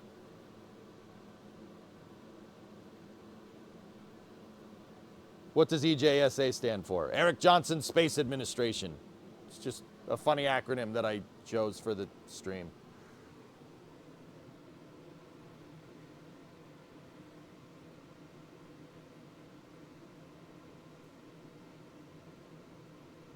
So, yeah, dudes, we got to cut all this crap out of here. Rust to a car, or rot to a car, is like cancer. You gotta cut it out.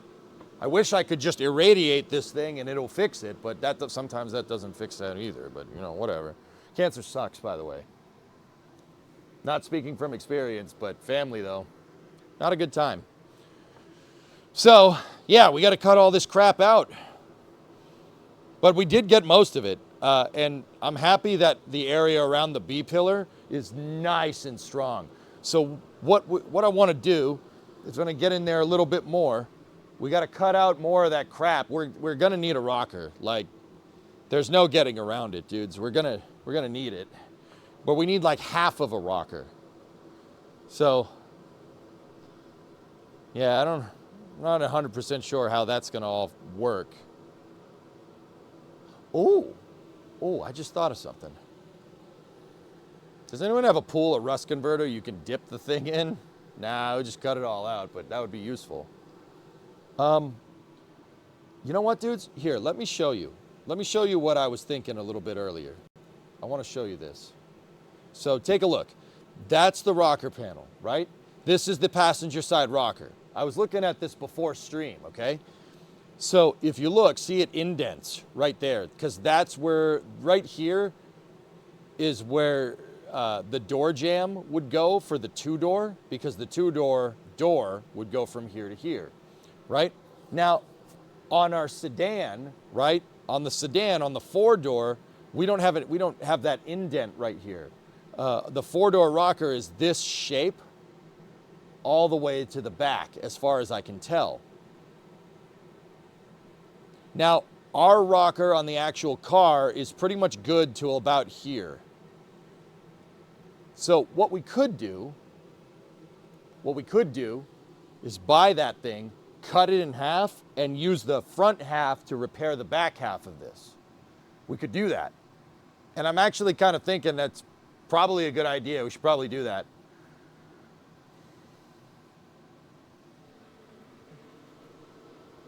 Ah, balls, I'm running out of propane. I have another tank, but yeah. Buy two and stick them together. Well, Green, like that's the thing, dude. The front of that's okay. I mean, you looked at it. It's all right. It's not too bad. The front of that rocker, just basically right in front of the B pillar, is all right. Interestingly enough, I still don't understand how the front of this car is okay and the back of it is not, but whatever. Yeah, we're running out of propane. See, the fire isn't as big. All right, we need something to keep us warm. Hold on.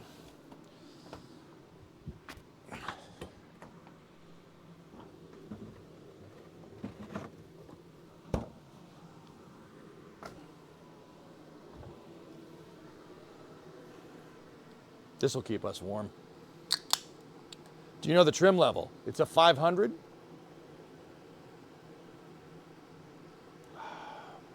This will keep us nice and warm. So, yeah. We're slowly inching our way forward to fixing this thing. Cheers. Burn barrel. Yeah, I don't have that. That would be wrong, Drew. The environment would be angry.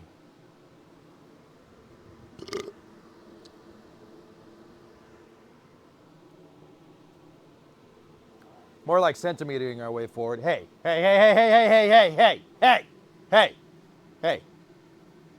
We don't use metric here, okay? Jim, we don't do that. Okay? All right, inching our way forward. We could say we're 50 caling our way forward if you want to say we're half inching our way forward. We're 50 caling here, okay?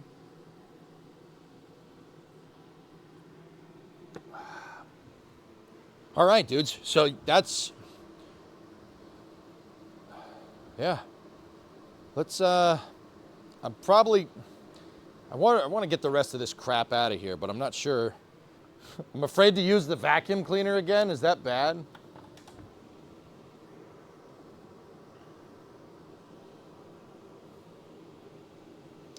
Okay, hear me out. Some old boy along the line propped up the front end to work on it under a tree in a damp spot. It sat for 10 to 20 years. Back tires went flat, rusted rear end. I'd buy that. I'd buy that. Because I'm telling you, man, the front frame rails are fine.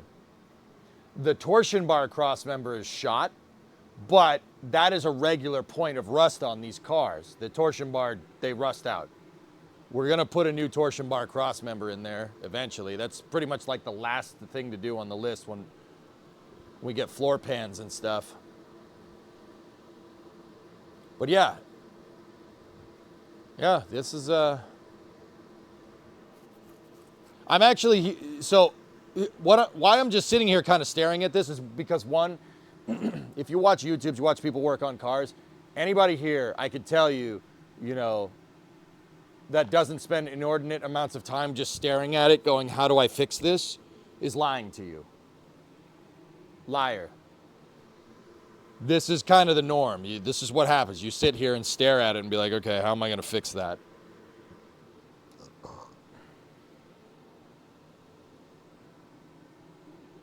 As a dude from Greece, this is the most American thing I've ever seen. Hell yeah.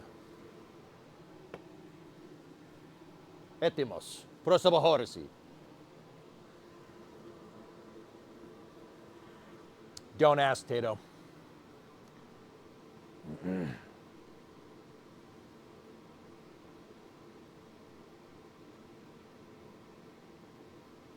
Yeah, Drew, maybe. Hearts of Iron is leaking. Be quiet. What? Just because it's the Hearts of Iron doesn't mean it's not Greek? It's all Greek to me. All right. So I'm trying to think how I want to do this.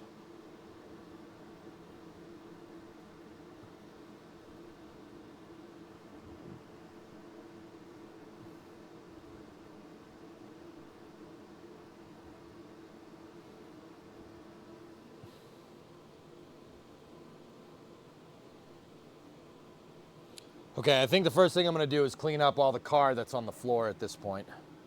Save the can. Oh, yeah. Well, yeah. There's a good amount of car on the floor at this point. So we're going to get in here. I'm afraid to use my stupid vacuum cleaner, so I'm going to, yeah, we'll sweep it up. Let me get all the big pieces out of here.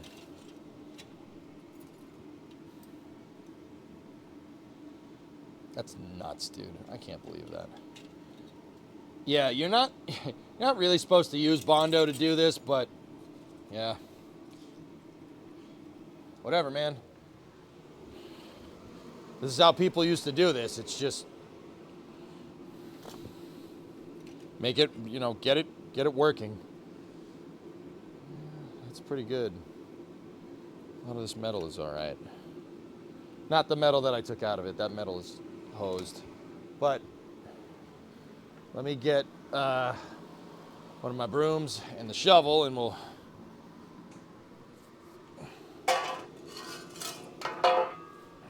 just get in here like this.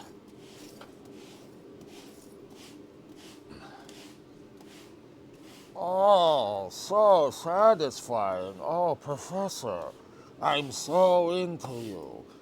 The Professor will help.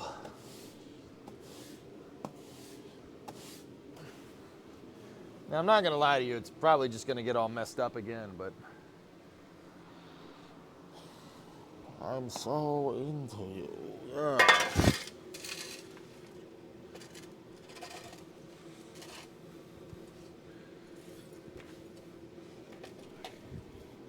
Like, this is not the last bit of car that we're going to sweep up off the floor here, you know?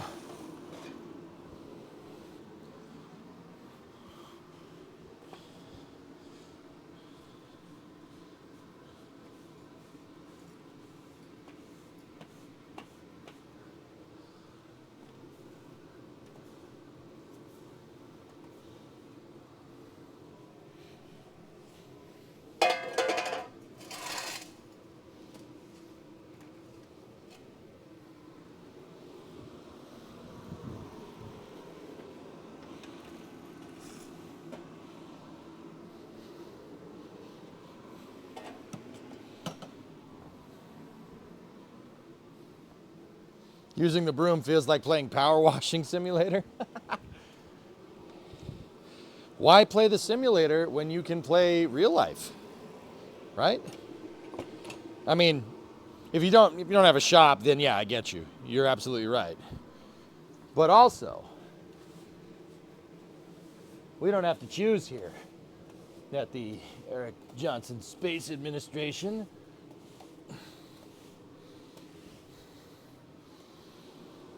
I'm going to try to use the vacuum cleaner again. I hope it doesn't get angry at me. You might lose picture. Don't die.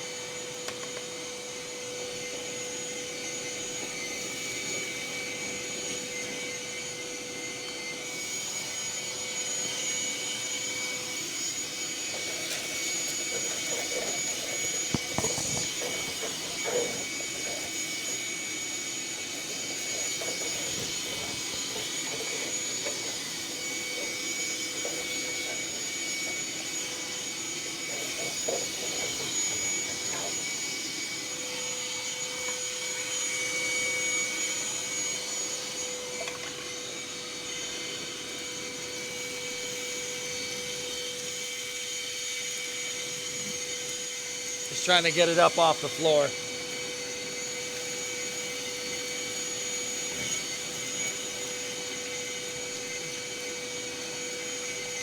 All right, I'll sweep up the rest.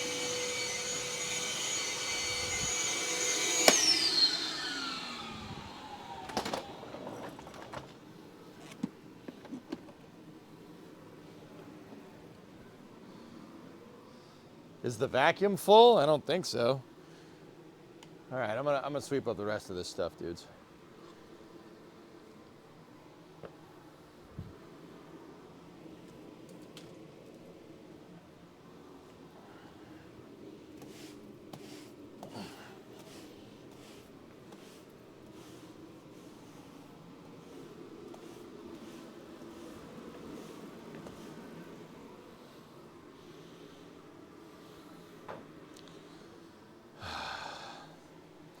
The vacuum needs a turbo encabulator boost? Yeah, you ain't kidding. All right. Let me get back up in here.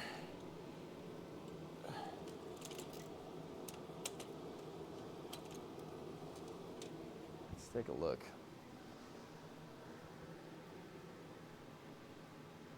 If not full, then dead. I could probably do with emptying that thing, dude. Most of the back of the car is in that thing. Yeah, it could probably do with a filter change too. Yeah, most of the car is in fact in there, so, you know, it's good. It's fine, it'll be fine. All right.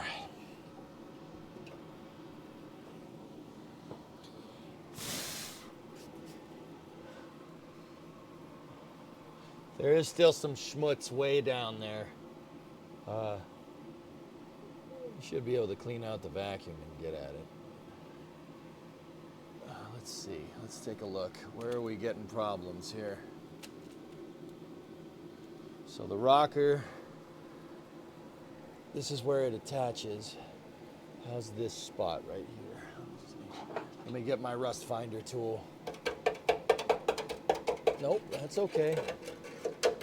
It's a little shot over here.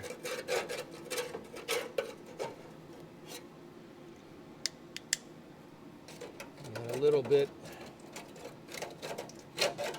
of contamination over there.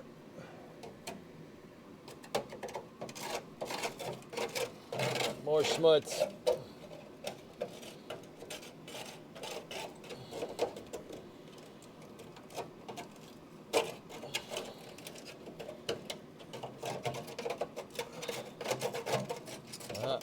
Found more. I'm gonna shut the door, dudes, real quick.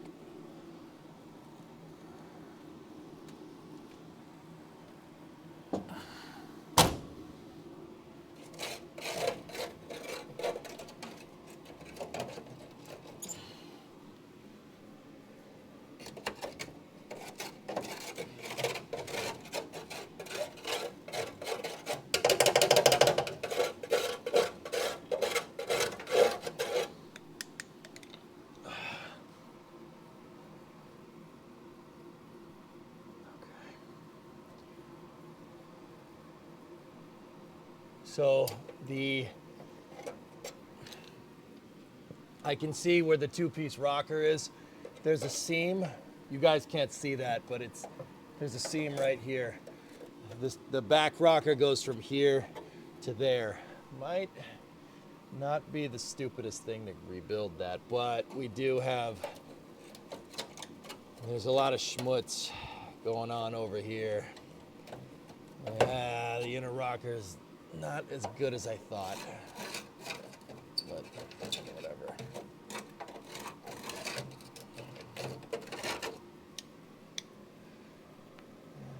Nothing we can't patch.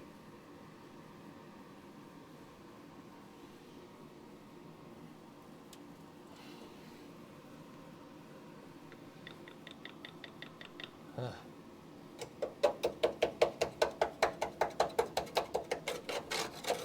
Actually pretty damn solid all the way to the seam. Yeah. Not bad, dudes. With pressurized air? No, we could do that. Yeah, we could do it with that.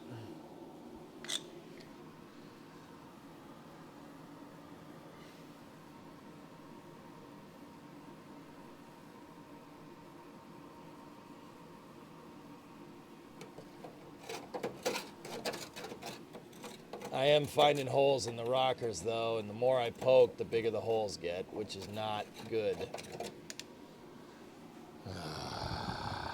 Fudge.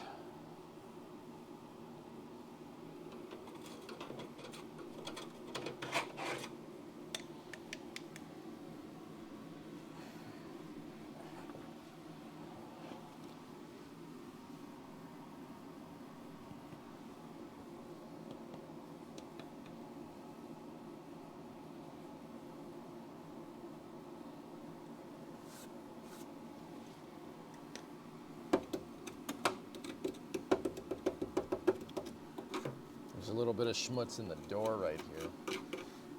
Can fix that, that's easy.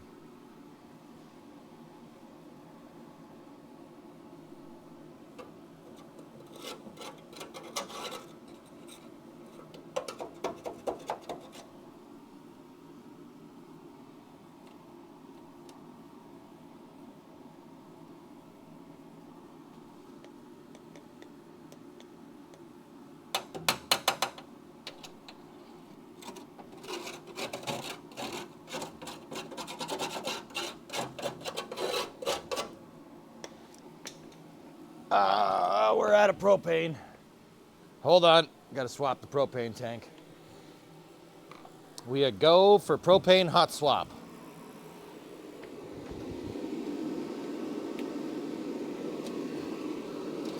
We have main engine shutdown.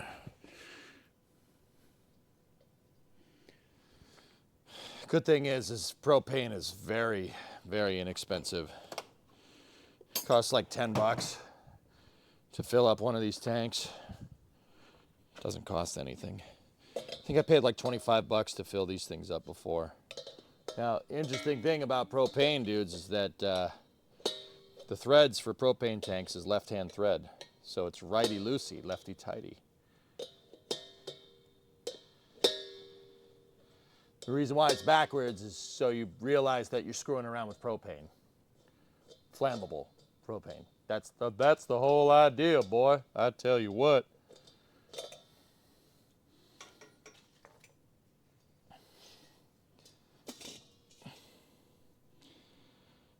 My propane tank was frozen to the ground.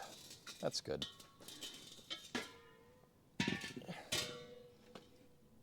Okay. It was frozen to the ground. That's lovely.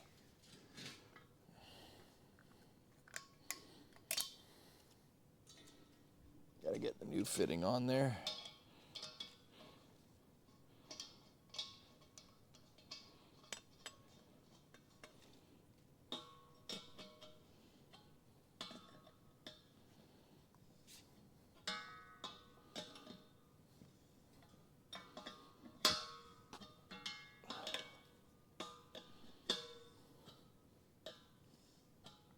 Just got to tighten this down. It's a compression fitting, so you don't need to seal it or anything. Meaning the more you tighten it, the more it seals. And you know what the funny part is? It doesn't leak. That's weird. Hear that? I just turned the valve on. Do you hear any leaks? I don't hear any leaks. Propane is hydrogen. Well, it's carbon and hydrogen, but whatever. Whatever, close enough. Yeah, buddy. Oh, she really burning now.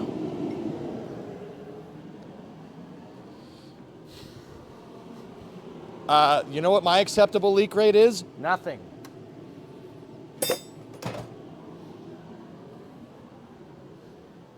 Fire! Fire!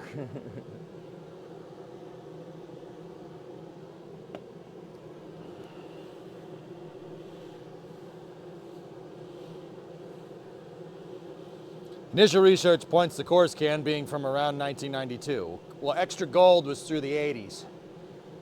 It's a Coors extra gold.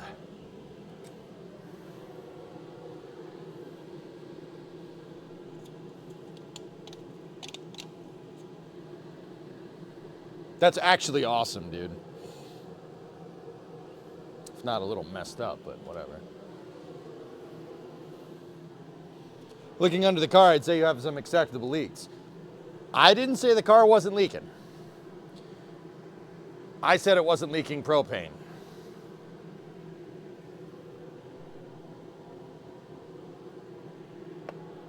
That right there is the transmission gasket not working.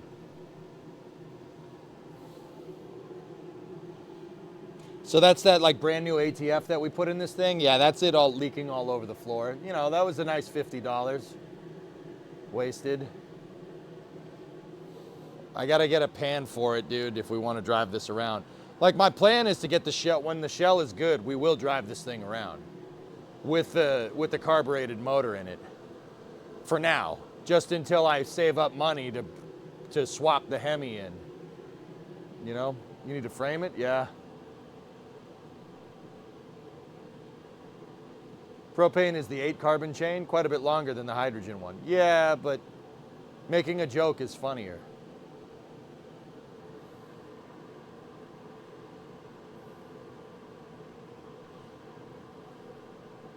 Right? Like, that thing got a Hemi? It will.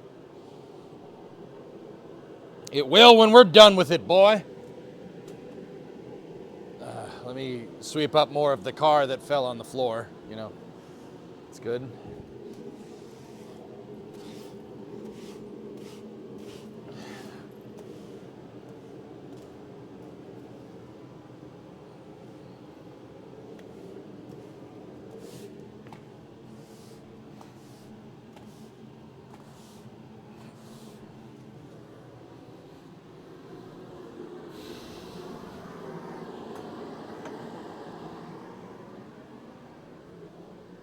Gotta buy the Marchetti.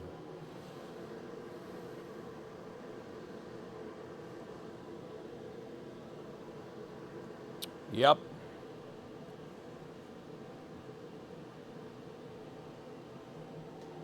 Nah, scratching. I did the pan on this on stream, the transmission. I changed the filter out and I flushed it. That was one of the first things I did when I started working on this project. The reason why is because I needed this car to be able to move. Technically, I could hook it up. I could hook up the rear suspension right now and we could drive it out of here. It will run, but unfortunately, that's from me having absolute snot for luck with stamped transmission pans. I can't get a stamped transmission pan to save my life. Can't do it. I don't know. I don't know what that's about. I can't do it. I cannot get one of those to seal. Yeah. I just suck at that, dude. But if I didn't screw up the pan, you would be exactly right.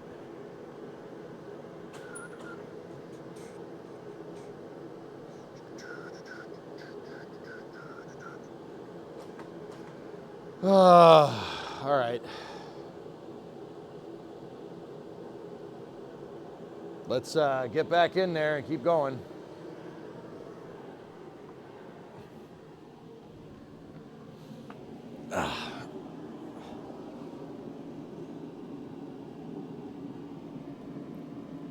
So this was all pinch welded or spot welded. The outer rocker was spot welded to the inner here. Yeah, I'm noticing the forward rocker is struggling. It's struggling a little bit. The rear rocker piece is also struggling.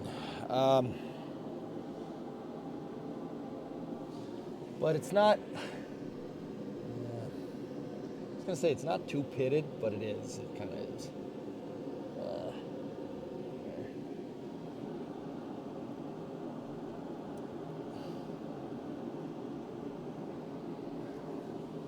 Now, the other thing I was thinking about, dudes, is that if we replace this with we could put a 2-door quarter in here. I mean, we'd really have to brace this, and I'd probably have to take the doors off, which would suck a lot. I hate taking doors off of cars, but sometimes that's the way she goes.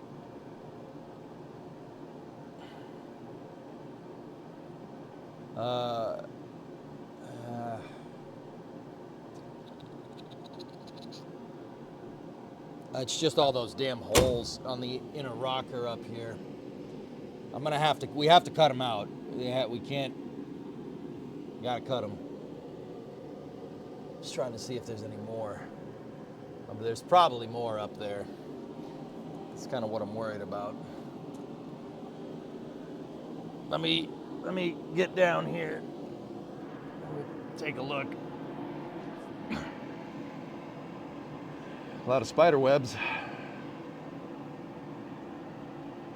So this isn't anything I didn't know, but this thing is hosed at the torsion bar cross member up there, like gone.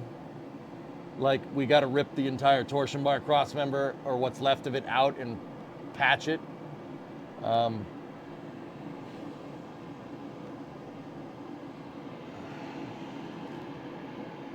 The fuel line runs through here, and the fuel line is broken.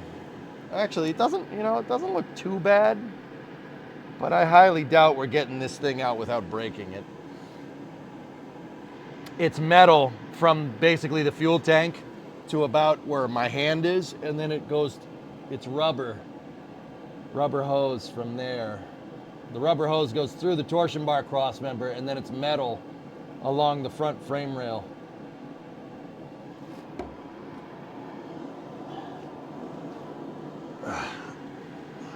Let me look at the back side of this plate.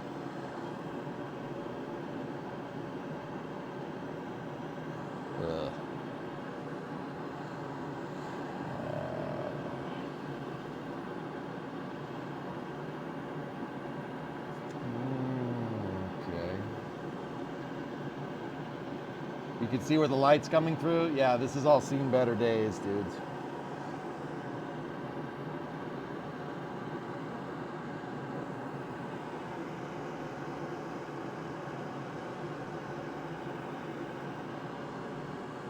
Man, trying to do that rear rocker the rear inner rocker is gonna really suck. The pan is basically up against it.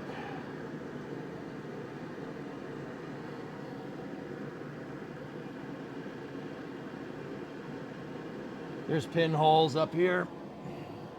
There's a bunch of pinholes. Balls.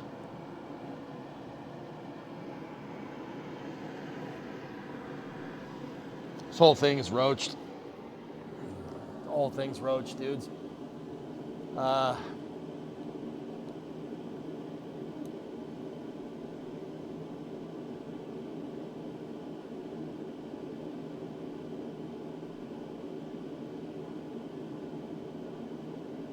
Works every time.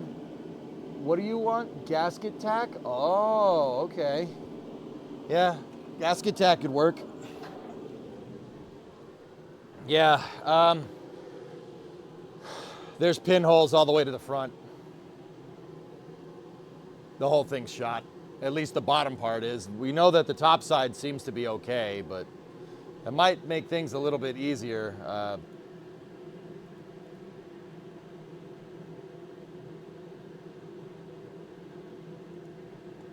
What's that, Bazil?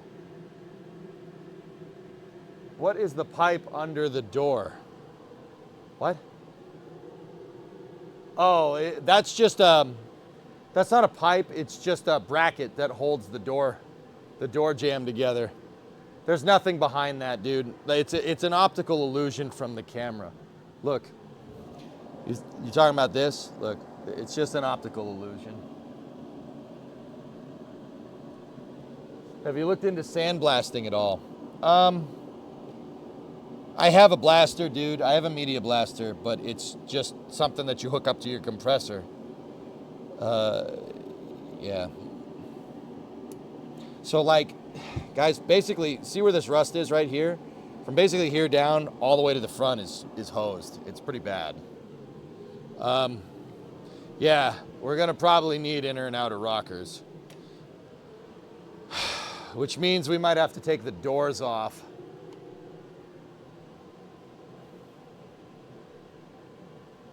Because, yeah, the B pillar goes to it. Yeah. Hey.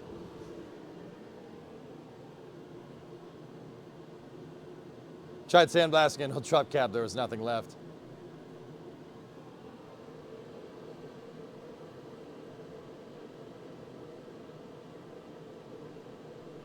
Man, that thing is... That thing is... Yeah. Poo-poo. Just get a laser rust remover and see what's left. A laser rust remover will cost more than I'm into this damn car. Those things are like $8,000 or something. Yeah.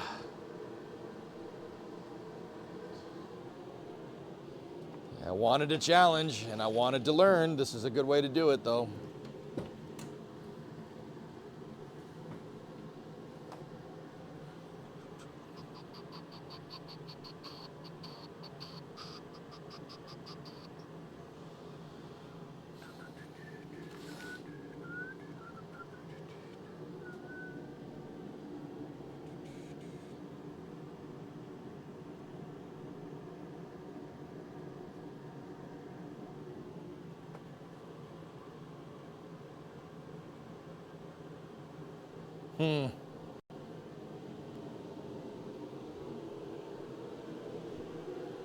Is it the same on the driver's side? Probably. I mean, I can go look.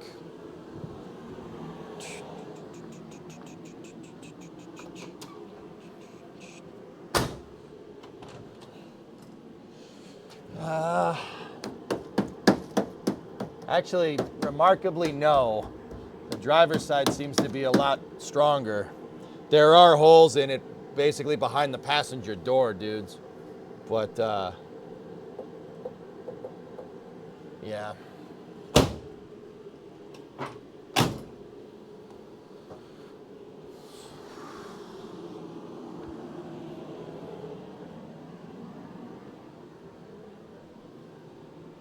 Yeah, I'm not, like I said, I'm prepared to do it. I just got to think about how we're going to.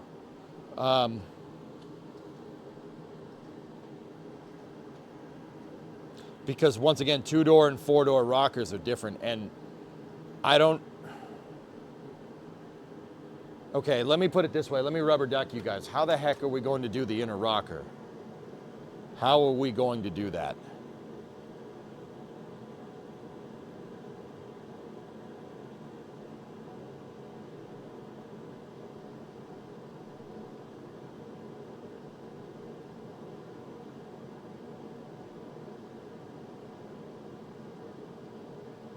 We might have to do what I really don't want to do and take the doors off.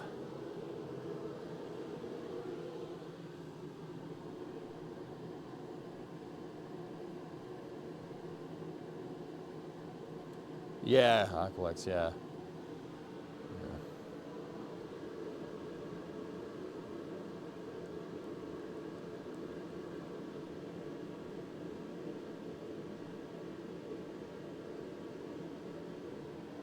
Yeah, got forgotten I did, part 42.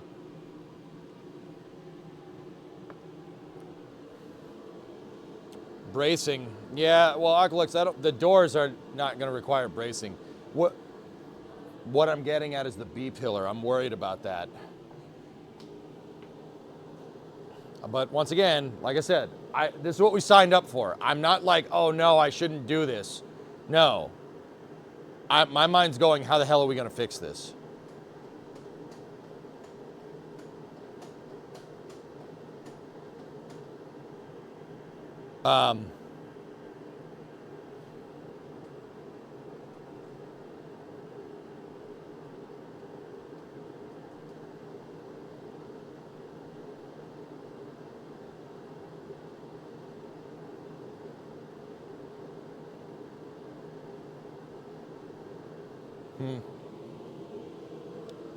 Three syllables, flee-tar-ree. Yeah, mind crime, that's really where I'm at. I was thinking like maybe there's a way I could cut around the B pillar and then cut the new rocker panel around the B pillar and then weld it to it. But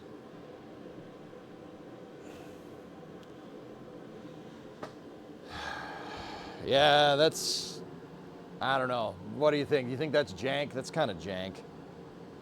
Spot welding it, well, not spot welding it, plug welding it would be better because that's much more like the factory. Brace the pillar and brace around the rocker. Then you won't have to worry how much you have to cut out and replace. Yeah, we're gonna need to brace it. Yeah, no doubt.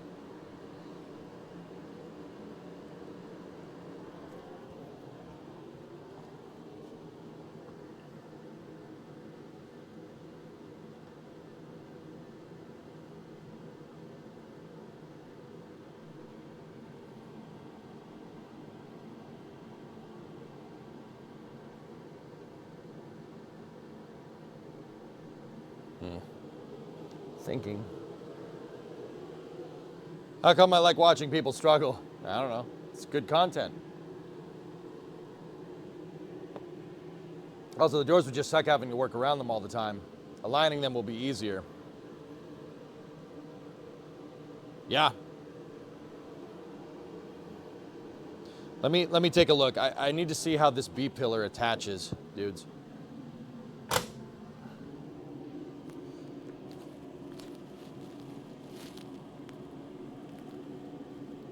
What the hell? It's brazed. They brazed it to the inner rocker. I'm not even kidding. It's lead brazing. Why would you do that though? Well, that's the time. They didn't have a spot welder on the line. That's just that time period, dudes.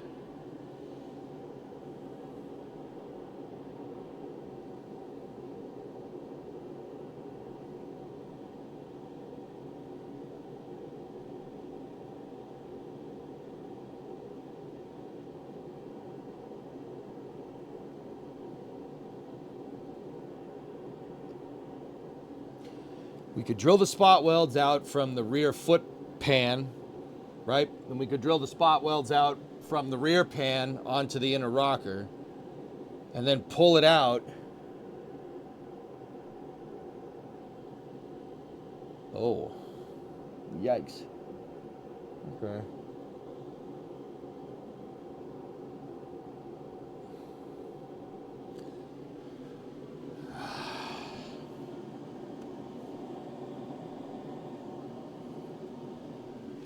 The doors are gonna have to come off, dudes. Yeah, probably on both sides.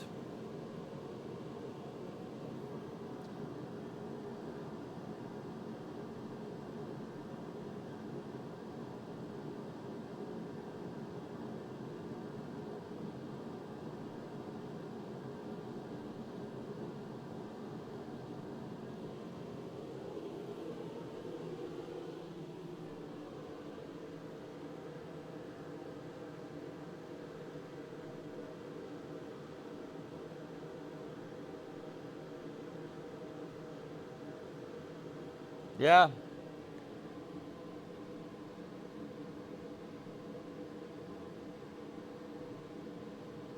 Belt fed, you want to make it a coupe? Could be easier. I think honestly that would probably be easier at this point. Yeah.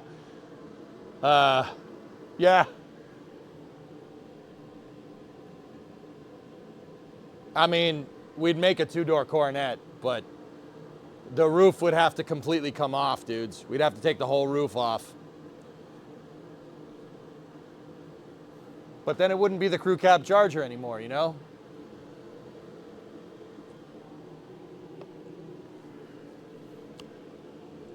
I'm thinking, man, that's nah,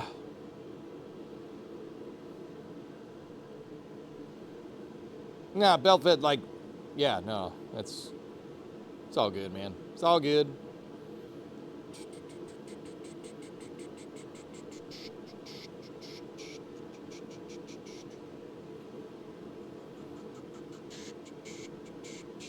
I want to keep it 4-door just because it's different, you know? I'm just trying to think about how this is all going to go together. Shoot, I wish I had the quarter panels. If I had the quarter panels with me, this would probably be a lot easier to figure out. We might be able to get away with using 2-door outer rockers here. The inner rockers are the same, 2-door and 4-door, as far as I can tell. So I don't think we need to worry about that too much. The outer rocker is different because, yeah, we could use a 2-door rocker, and then when I replace this, we got to buy a 2-door quarter panel, right? And then we could have it bridge the seam there. Like, that's totally doable. A little bit more difficult to do, but doable.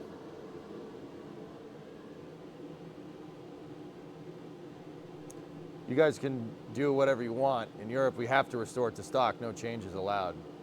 That sucks, man. Yeah, I could make this a 2-door. We could cut it off and make it a 2-door, put it back together. It wouldn't be stocked to the VIN. But yeah, you could do that. Heck, Grumpf, I could just take the VIN plate off. I take the VIN plate off. I could. They make enough parts for 69 Coronets. I could just build a 2-door. And just take the pieces off of this that I want, and then just put the 4-door VIN plate on a 2-door shell.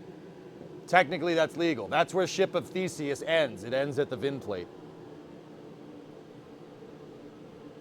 You could use a square tube and you strengthen the quarter panels. I have square tubing over there for bracing, Shogun. That's probably what I'm gonna do. My problem is I gotta figure out what I wanna brace to, you know? What are we bracing to?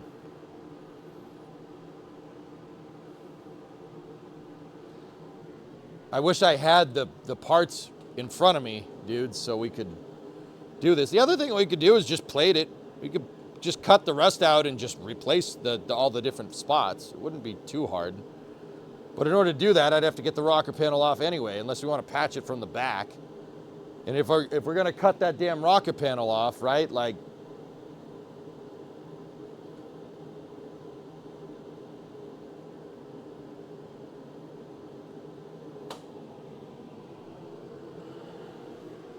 hey, Draymore, thanks for the raid. Just brace it to the wheels. They don't move, right? No, it moved. Sorry.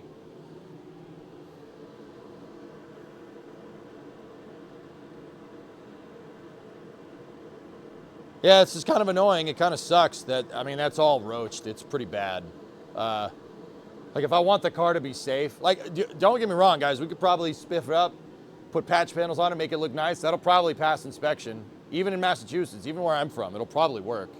They will, because they don't know any better. But I know better.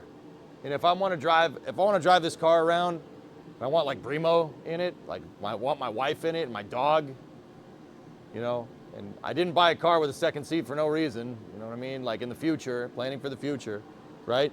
If we're gonna do that, like, nah, we shouldn't. I don't want to screw around. Which part of the rockers? So Shaw, this car, the rocker is a 2-piece thing. Here, I'll draw you a profile of it. Give me one moment.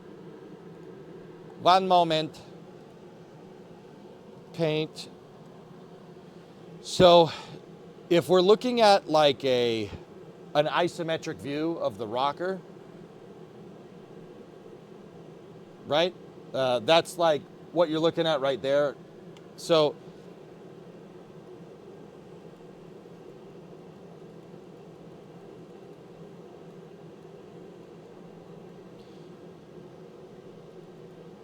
all right, so the rocker is a 2-piece system, okay?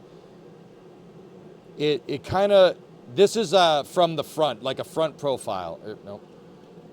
The inner rocker kind of looks like this, right? It looks like that. It's not very complicated. It's not a very complex shape. This is flat right here, right? And then there's a tab that goes up here, and then there's a tab that goes down here.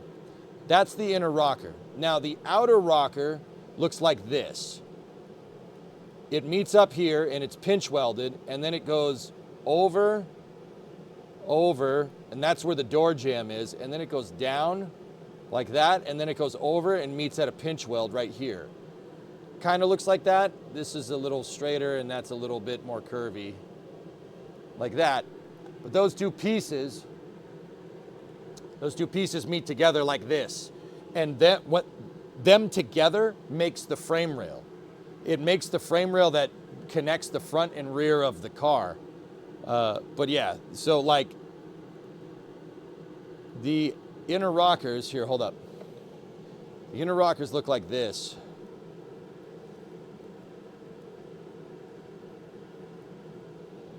Please excuse the crudity of this drawing. I didn't have time to build it to scale or to paint it. I can't get a steady hand with this, but you get the idea. Here, I'll just show you a picture. That's what it looks like right there. See, it's a C shape and it buckles in. So the door jamb is just part of the ring rail. Yeah, yes. Yeah, that's a, more or less. All right, so here, you see this? This right here is my outer rocker. See, it goes over, and then it goes down, and that's the bottom of the door jamb, and then it's supposed to connect basically where my, like, kind of like this. It's supposed to go down and over, and then the bottom pinch weld is here. This metal right there, that's the inner rocker, right? The inner rocker has that lip on it, and the lip right here, see the lip? Can you guys see the camera didn't go out? The lip is what the panels are actually hanging on. The floor pans, they're actually welded to that spot on the inner rocker. And then this piece right here is a cover because the wire harness is supposed to go through here. I took the wire harness out, like for the speakers and stuff, it's supposed to go through here. But you can see the rear pan laps onto this is the rocker right there, that's the inner rocker. The inner rocker looks like this, right? And then you have the pinch weld right here. That's all shot, dude. See, look, see the inner rocker right there? This is no good. You shouldn't be able to see the suspension through here. This should be flat all the way to here. And it should meet up with the with the wheelhouses. Like this should be flush to this. See how none of that's flush? Because it's all gone. Yeah, this is gonna be a big job to do this. And it's gonna be a big job to do it on both sides. Yeah, the rear pan is a little rusted back there too. The cover is shot. We need new covers. Covers aren't expensive. Is it cheaper to buy another car? Yeah, of course, Pontiff. I did not start this car with the expectation that I was going to save money. This is to learn. That's the whole exercise here. I know it makes no sense to sink money into this car. It'd probably be better to just find a donor car. Or just find another four-door Coronet that's in better condition than this one. But, like I said, the exercise is to learn.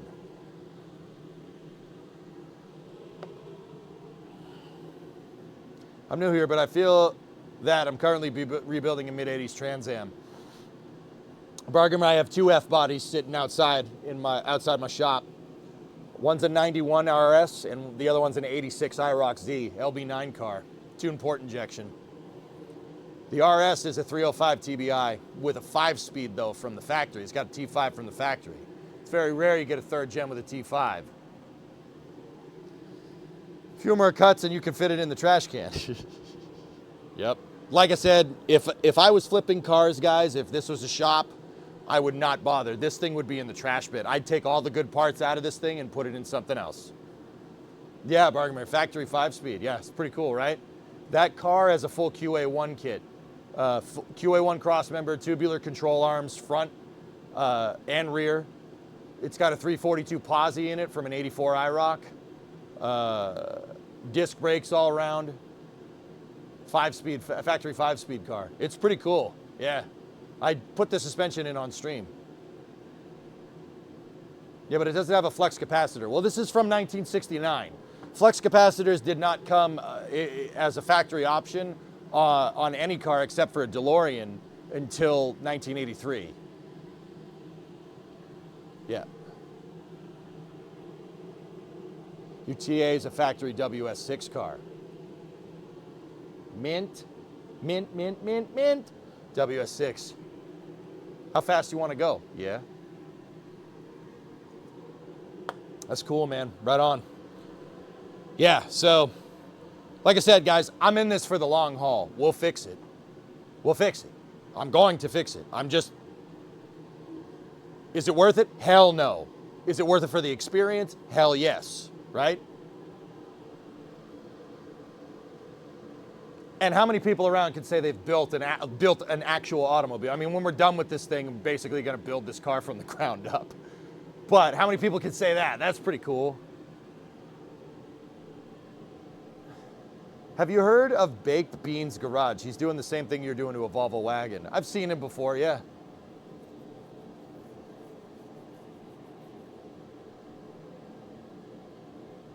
This car is technically not worth saving. It has exceeded budget already. I agree, ARJ.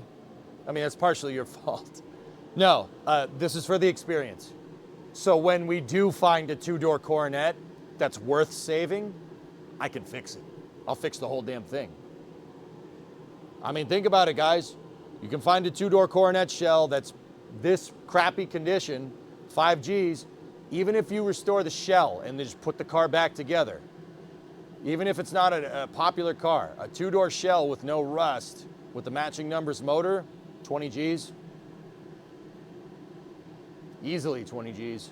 Oh yeah, you can sell that they're worth money. But I'm doing this to learn how to do that. That, and I think everybody should learn a trade. So I'm learning welding, fabrication, body work. That's the investment in the content here. That's what you guys are looking for, at least I hope. But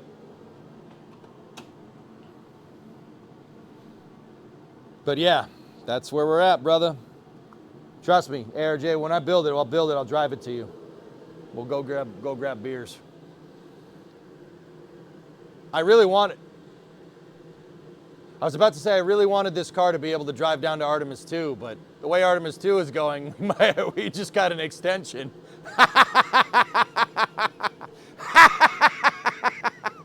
It's not funny, but also. Oh yeah, Green, the 59 runs and drives. It's in a tent outside, so it wouldn't get wrecked. Frick you. He's lost it. Yeah, so with this, dudes, I'm not sure what we're gonna do here, but I'll figure out something. Too soon. Yeah.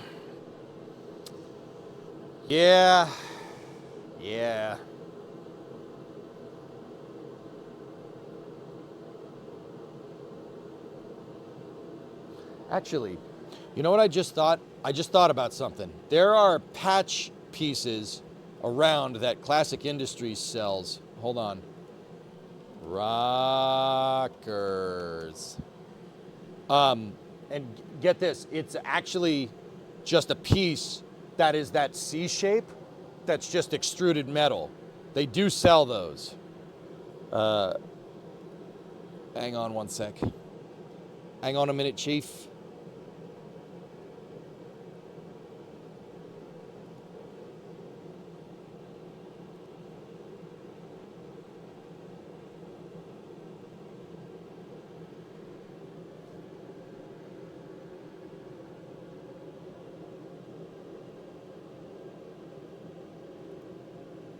Look, here it is.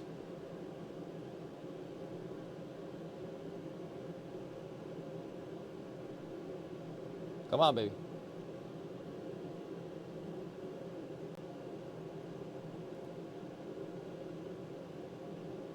See, that's just the shape. It's not like an actual factory piece.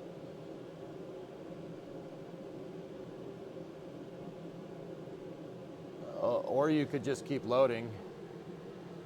You know, loading is good.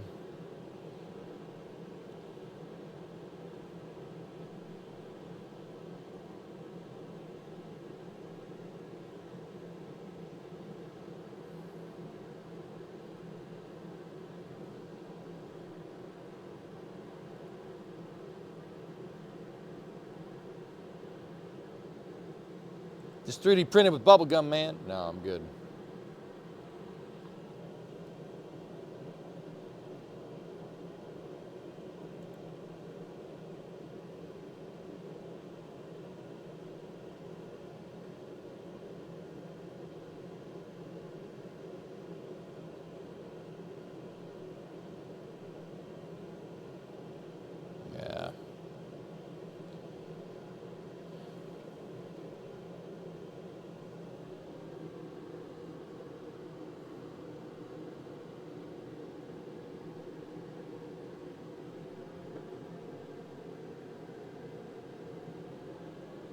Let's finish one project, Mick, before we start another.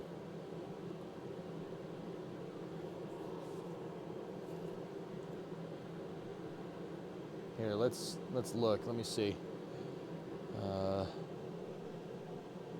Rocker panel molding. 69. Dodge. Coronet.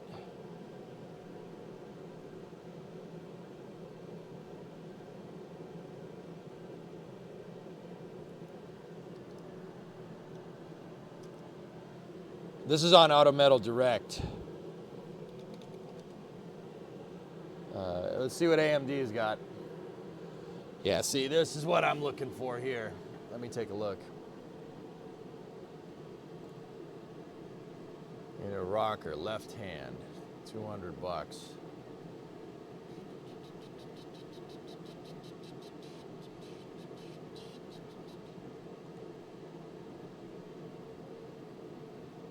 That's the whole inner rocker.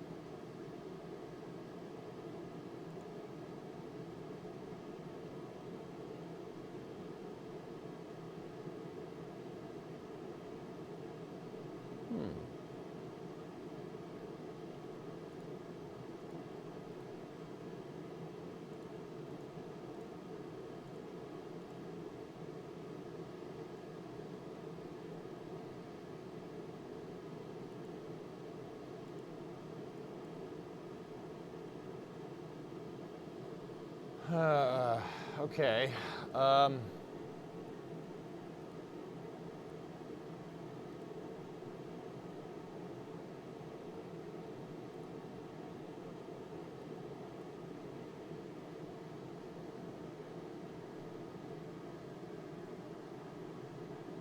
Yeah, see, there's that C shape right there.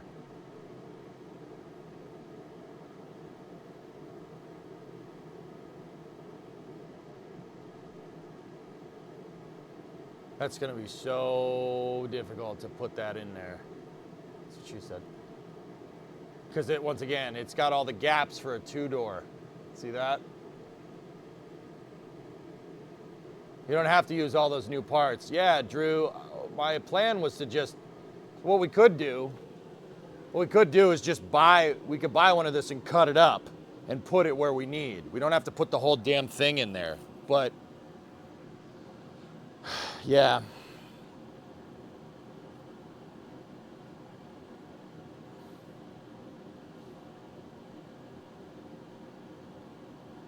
I'm just thinking. I'm thinking.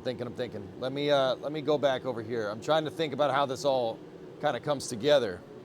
Like thinking about the construction of the car and how it was put together on the line.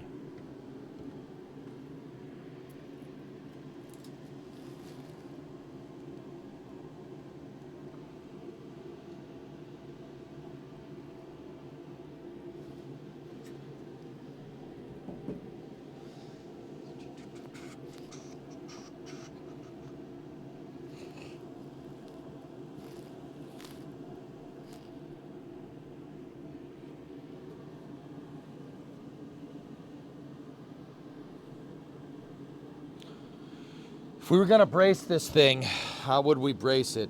We could brace it to the floorboard, wouldn't move.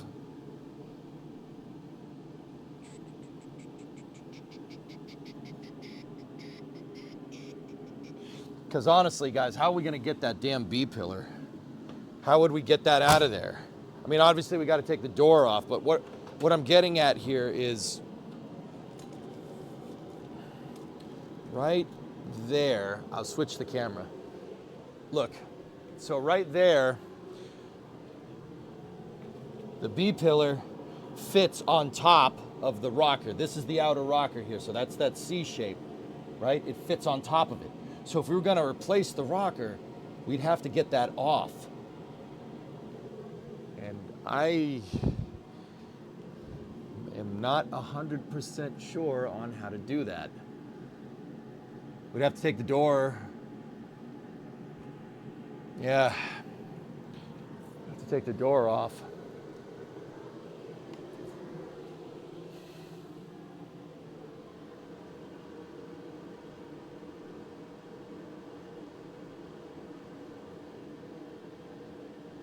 Cut the spot welds, heat the brazing. Yeah, Drew, that's what I'm thinking. Okay, so let's rubber duck this.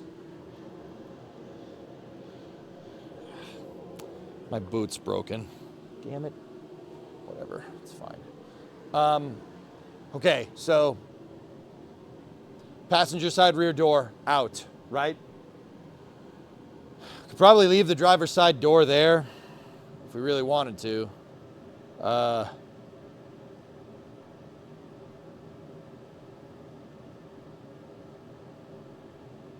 We'd have to drill the spot welds up there and then drill the spot welds down there, and then we'd have to heat and scrape the brazing off with a torch, right? Like, that's how you do that.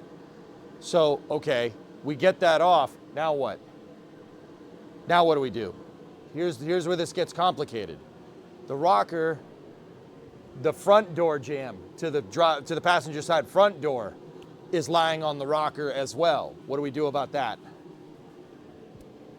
There's a split in my boot. Yeah, look at this. These boots are less than a year old, man.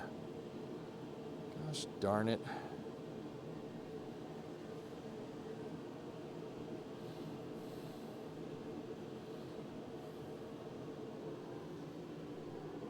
Part of it is brazed rares, part of it isn't. It's a pity they're nice boots too. Yeah, paid good money for them, but okay, so if we took that off, then what?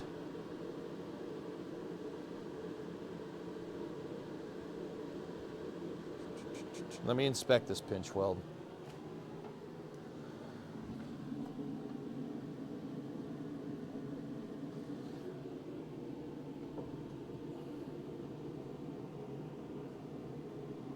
Okay.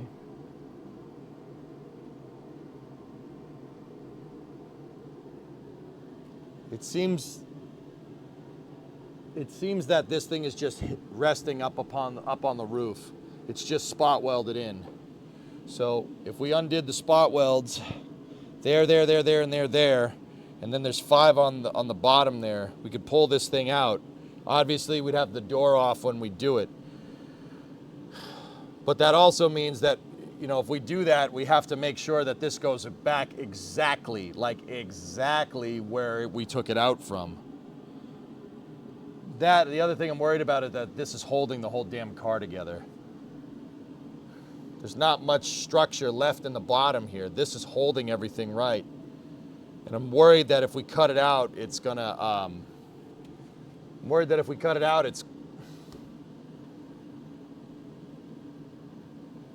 it'll compromise the structure of the vehicle. I mean, we can brace it for sure, but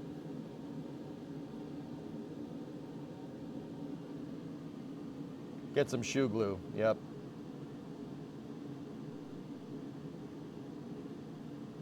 I would trim the new rocker around the B pillar. That's what I was thinking, Bastardo. I don't want to do that. I don't want to cut this out. I don't want to cut any more structure out of this car than is already needed. I would trim a new rocker around that. That's the right move. Hey, Solo. All right, EJ, Midwest Problems. What do I do when there's more rot than car? Is the car worth fixing? Yes? Well, start cutting it out. This car's not worth fixing, find another car.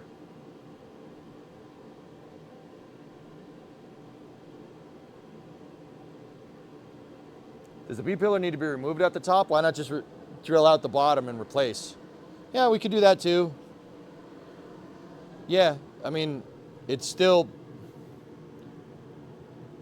Yeah, you could do that. We could get away with that.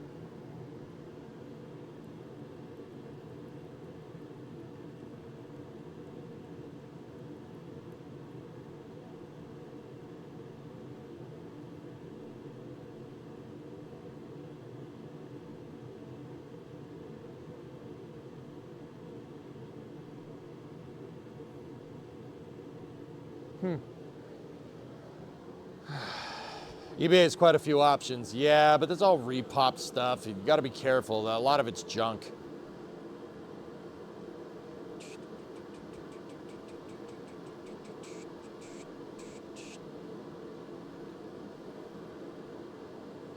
I'm just thinking, there's a way to do it. Guys, once again, I'm not getting deterred by the amount of work. I don't care about that. We can fix all this. That's no problem. I'm just, yeah, really trying to figure out how I want to do it, you know?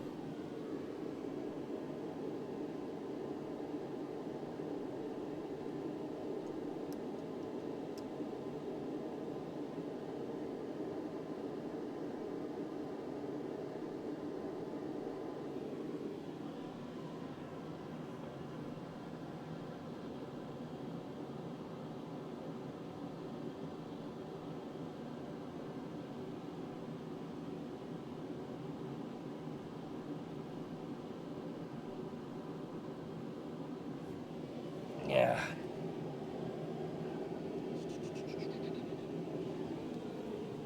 I might be able to, dude, we might be able to cut the inner rocker out. Might be able to cut the inner, so the inner rockers are the same. We know that. Let's start there. The inner rockers are the same. What we could do, if I could take the wheel off, we could cut the inner rocker out of this whole thing, right? And then what we could do is back here, we could just slide the inner rocker in around all the other panels until it's seated where I want and then go from there. But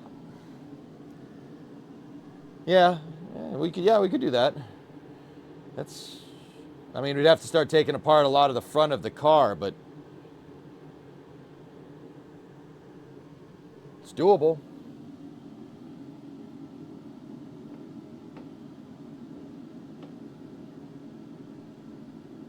Bottom of the post is gone? No, it's fine. The other thing that I could do is just, yeah, you could just cut the rocker out, cut it out with the angle grinder, and then go in there, cut out all the bad parts of the inner rocker. Most of it is good. We could cut all the bad parts out, plate it, put a new plate in, zap that piece in there, and go. I think that might be what I want to do. At least for the inner rocker. I want to make sure that inner rocker is strong, man. It's got to be strong. That's one of the strongest parts of the car.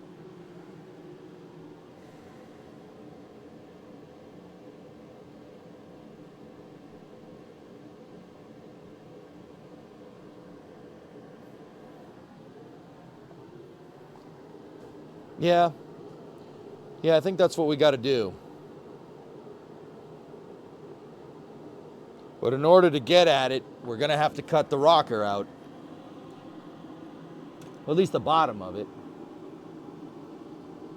And, you know, like the other thing is, dudes, is like if we could cut it, if it's good metal, as long as our cuts are nice and clean, we could just put it back when we're done. That's the beauty of having a welder. You just zap it right back in and then just hit it with the angle grinder and make it look nice. I'm not too incredibly against that either, you know? Yeah, let me get the cutoff wheel. What I'm gonna do is I'm gonna start getting at the what's left of the outer rocker. That rusty crap that's down there. I'm gonna start getting at it. We'll get a new cutoff wheel and we'll go.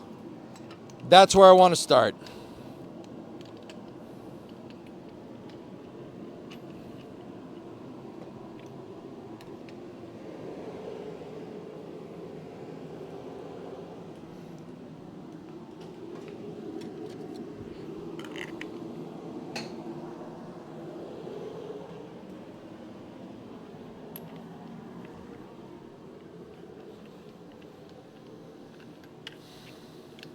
There's not much left. Yeah. We got our work cut out for us, bro. But we'll get it.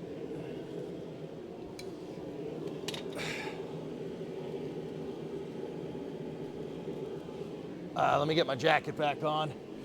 Get the respirator.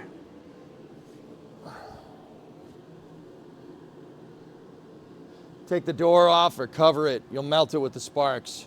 We're gonna get at underneath it first, Drew. The sparks are gonna fly at it. With that being said, you're absolutely right, yes. If we're gonna get more into this, we probably should take it off.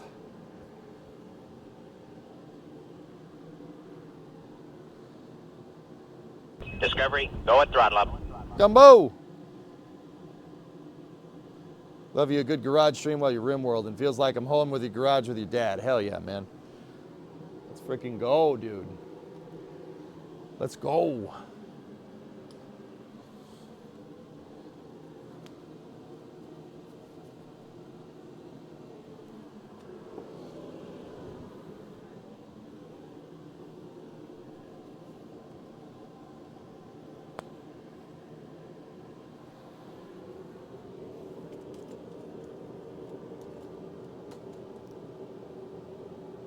So I'm gonna get at all that bottom crap down there. Let me get the ear protection.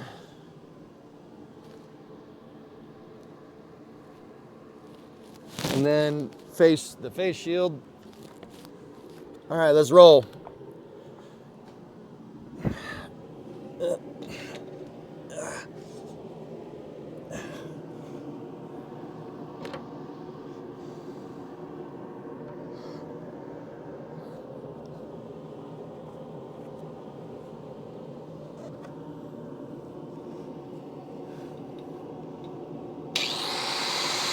Ready? Let's do this.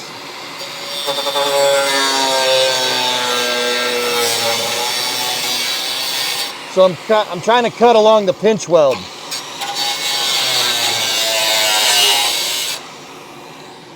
I don't like sparks shooting in my face.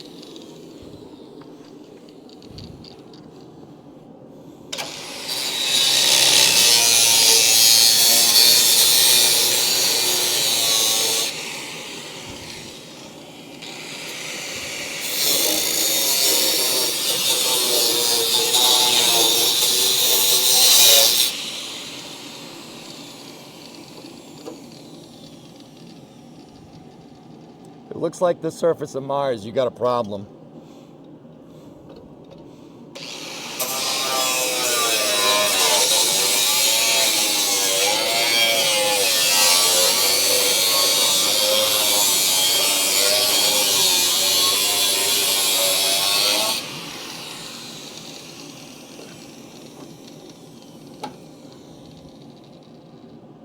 That actually is not too bad, but see those pinholes? No good.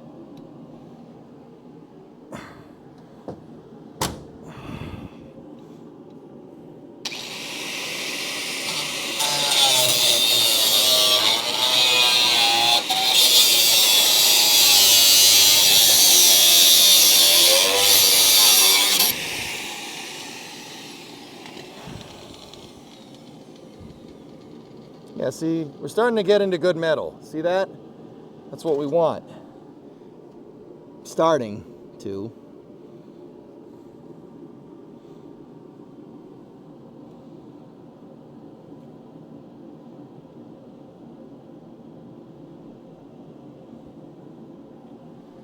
want to get the good stuff. You want to try to get the good metal.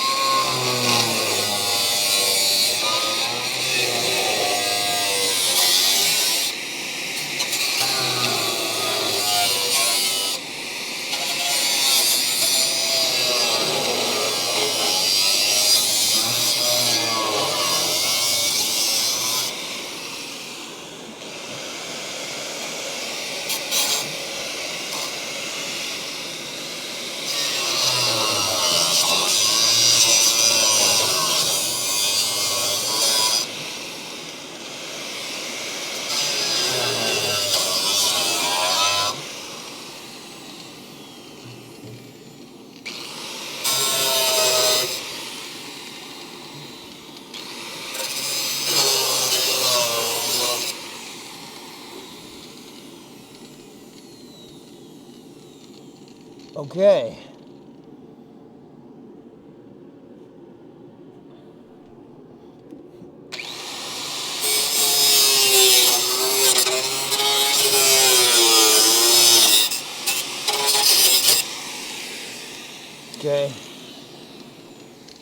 Got most of that. Let's just...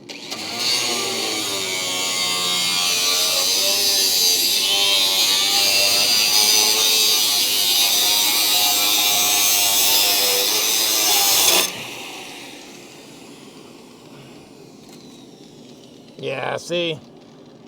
That's the bottom of the inside of that rocker. The outside looks okay, but look. See, that's what was behind it. No good. No good.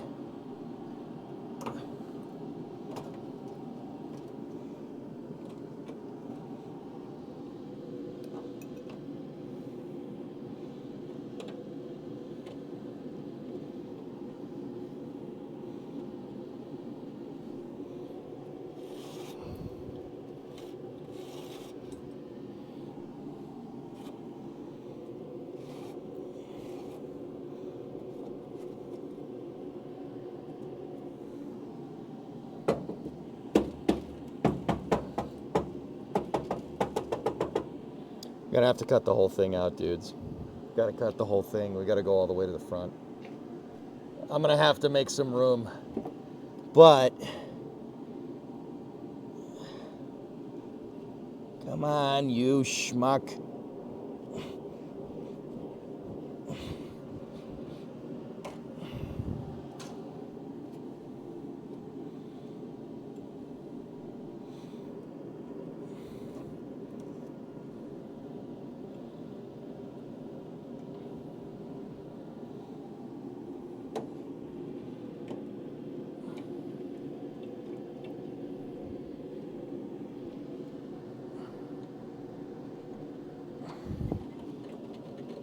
This is the fuel line. No, there's no gas in it, don't worry. It's seen better days. Probably replace it, because who knows what kind of schmutz is in that frickin' thing. They make factory replacements, but yeah. Okay, let's take a look.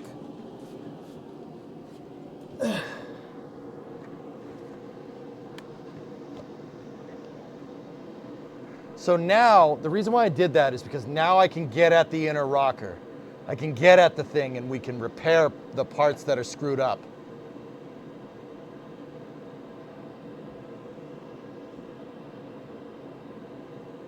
You know, we could zap that out, just plate it.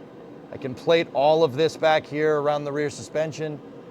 I mean, I don't know what's going on up at the front up here. It's not anything good, that's for sure. And then from there, we could go buy the patch rockers and we could just patch it. We could use this as our datum, hang it on there, make a cut, seam it, and go.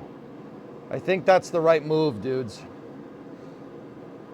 In fact, I'm pretty sure that's what we should do.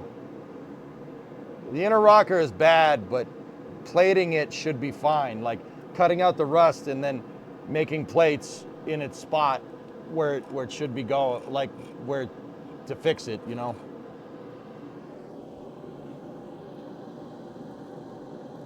Once again, all of this is just so we can fit the damn wheel well correctly, because the wheel well needs to butt up against something.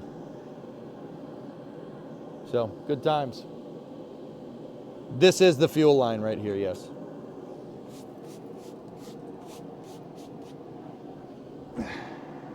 Here, I can...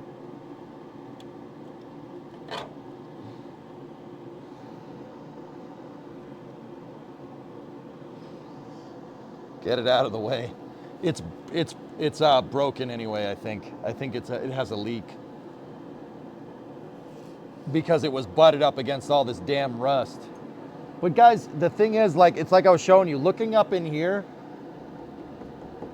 the top of the outer rocker, solid. The top of the inner rocker, solid, dude. Just plating down here will frickin' do us right. No one's gonna see it, and it's going to be strong if we weld it. It's just part of the reason, part of the reason why this thing rusted out is because this is all bare metal in here. It's all bare metal. There's no coated, there's no treatment. That wasn't a thing in '69. This is all bare. Damn, dude. I can't believe it's still intact. when we go and fix this, I'm coating this thing with weld-through primer. I'm gonna coat the entire inside of this bad boy. Something just fell over there. Hold on. What was that?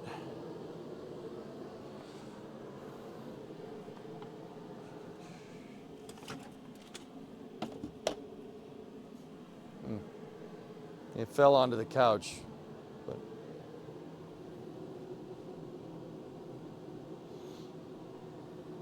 hey, can't see me. What's up?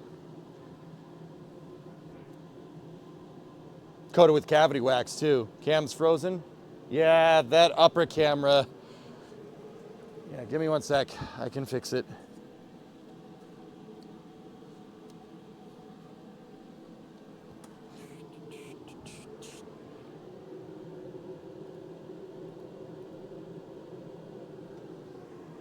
There we go.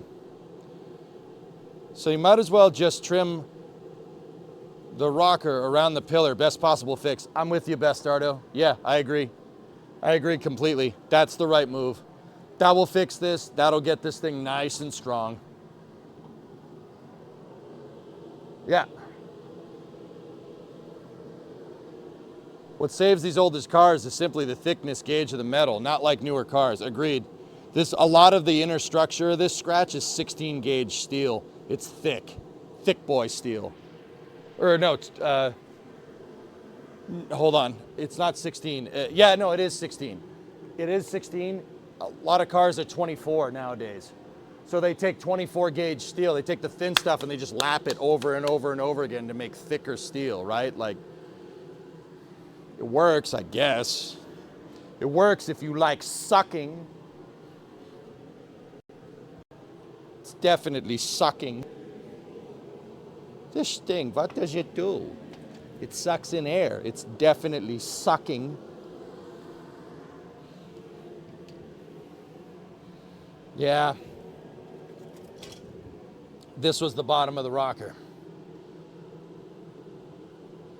Didn't know that. How do they bond sheet to sheet? Spot weld it. So they'll lap another panel on, and then they'll take a spot welder and zip.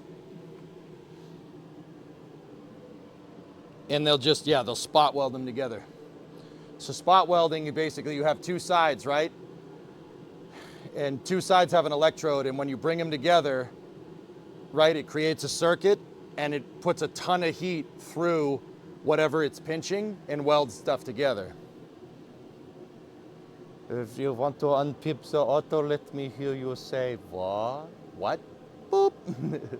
Still the funniest commercials, dude. Yeah, that's how they do it. They take 24 gauge steel. 24 is really thin, and they just lap it over and over and over and over and over and over. Because it's cheaper. It's cheaper than buying thicker steel. This has all different types of gauge in it. It's mostly 16 gauge and 24. 16 is thicker. So with steel gauge, the smaller the number, the thicker it is. It's time to unpimp the auto. I'm good, can't see me. Glad to catch a car stream. Yeah, we went digging after the rockers, dude, and I can't say that I'm happy with what I see under there, but we can fix it.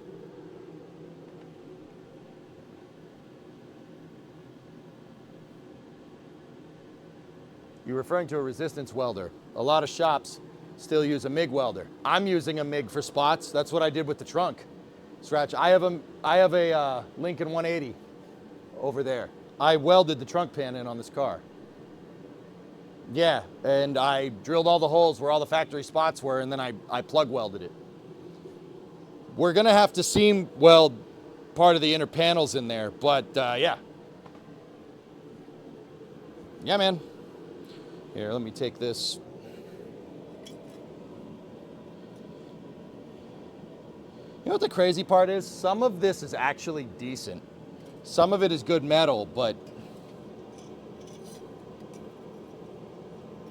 it's good metal that's in close proximity to the surface of Mars. This piece here that was more towards the back of the car actually is okay. That's not bad, but it's still on the back side, see? So they made that C like I was telling you about, and they didn't treat any of the inside. It's just bare metal. So if sand and dirt or a critter or something gets in there, it's just going to trap moisture and it's going to rust it from the inside out. That's the crazy part about this, dudes. And this is why I went crazy when we patched the frame rails. I cut an entire section of those damn frame rails out. I don't care. Because on the outside, it can look okay, but on the inside, it's not. That's basically, yeah, that's old Mopars, dude. That happens. Put these down over here with the rest of my scrap metal in case we need to use it again. I wish I learned to weld. I didn't know how to weld when I started this project, Gumbo.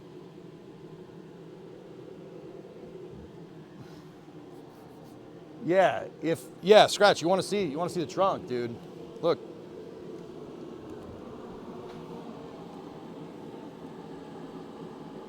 You can see all the welds down the frame rail right there. There's the trunk cross member. The gasoline straps are right there, all the way back, leaf spring perches. And yeah, dude, I did this all in one stream. 204 plug welds, man. But dude, that thing is mint now. That trunk is brand new. And believe it or not, what I started with back here, what I started with at the back of the car was not, it looked about as good as what you see up there at the front. Is the driver's side fine? No. I mean, you guys want to see, I'll bring the camera over there, look.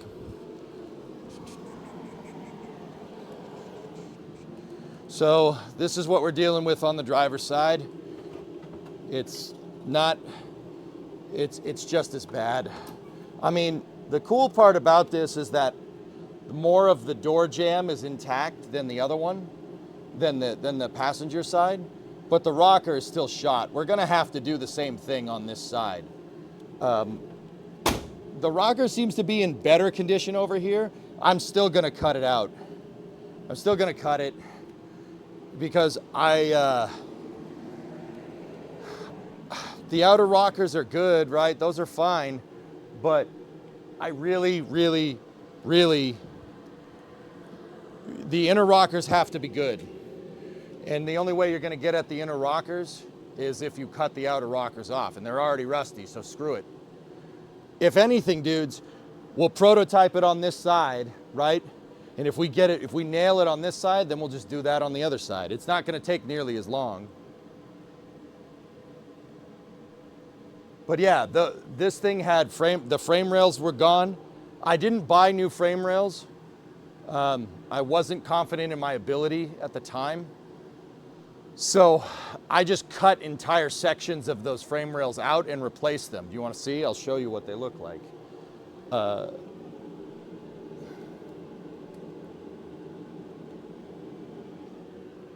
Let me bring a light with me so you guys can see underneath.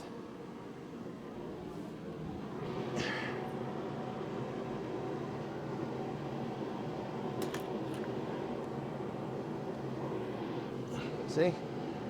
I did do the patch up there. You can see where I patched it. There was no frame rail from about here back. There was nothing. It was gone. But yeah, I patched all that. This side had holes in the frame rail up there. I cleaned it up. This frame rail I cut from like here back and fixed it and patched it. And then these were when I was learning how to weld, so these welds aren't as good. But dude, boy, let me tell you, this thing is not moving. It is not moving. This thing is solid. It's in there and it's not coming out.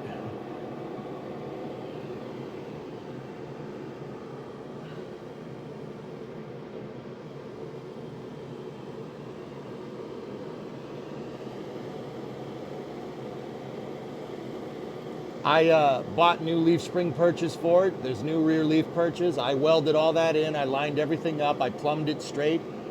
It is dead on. Like this trunk pan is level, perfectly level, like true level.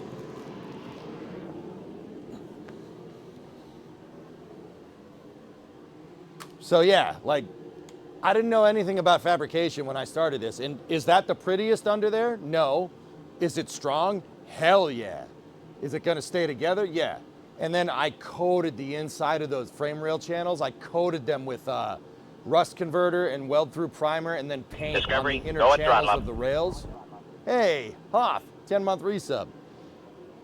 So, dude, that's never rusting. There is a lot of pitting on the inside of the frame rails, but it's not like that. It doesn't look like those.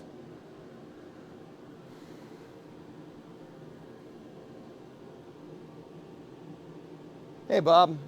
Gonna go to a quick summary of today's events. That summarizes it up pretty well. I cut the bottom of the rocker panel off. And yeah.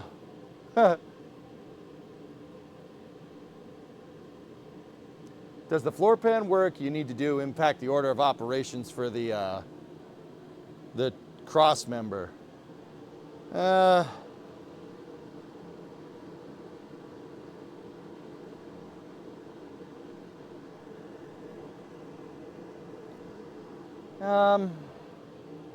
You're talking about the torsion bar cross member?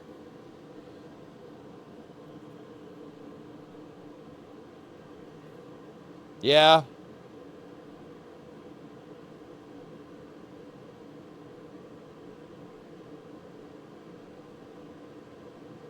Yeah.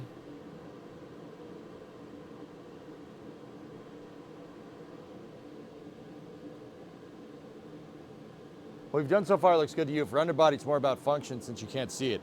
Dude, I lapped the hell out of that. The frame rail horns on the back of that thing are like they're triple lapped 16 gauge steel. I over-engineered the hell out of it, but I did it on purpose because I wasn't confident in my ability to seam weld anything yet. I can seam weld now, I'm fine.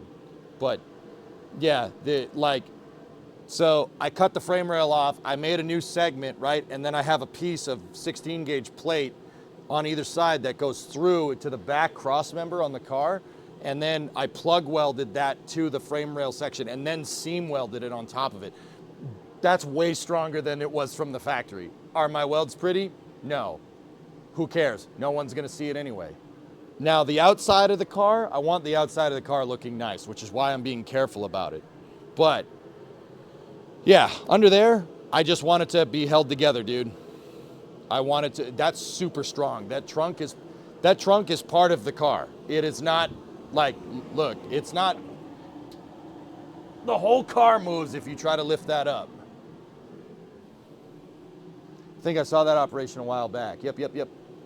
Ha, thank you for the 10 months, dude. It would be a bummer to do the rockers and then have to cut them up. Well, the cool thing about that, can't see me, is that the transmission cross member is actually hanging on the frame rail channels. Or the inner rocker channels.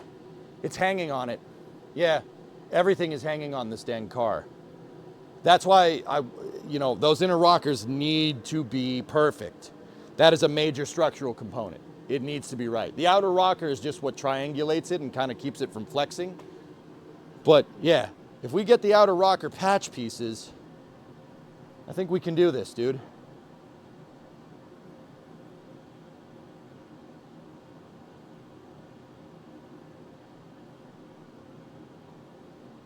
And then yeah, we'll prototype it on this side, and then we'll do it, once we figure out a good workflow for it, we do it on the other side.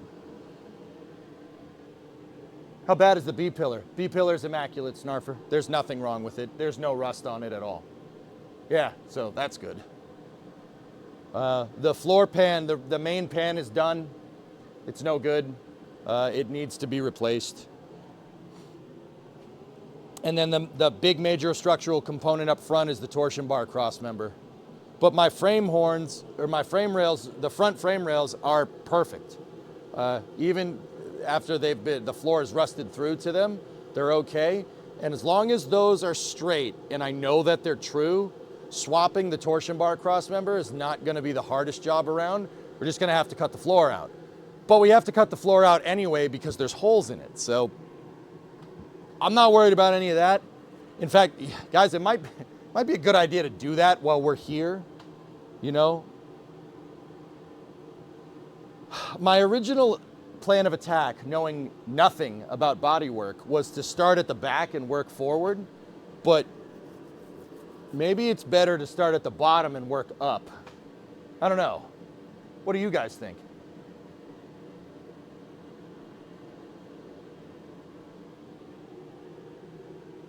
Cutting the floor out sounds like fun. Yeah, I know. It'd be great. The other thing that's an issue is that I can't buy a totally new floor pan. We're gonna have to buy the halves. You can buy passenger side or driver's side. We're gonna have to do that because you're not getting a whole pan in here. You can't fit it. There's no way it's gonna fit through these doors. Unless we cut the B-pillar out, which I don't want to do that. I mean, it might be able to squeeze in through the front door that way, but you're definitely not getting it through here. I would finish the back first, then move forward.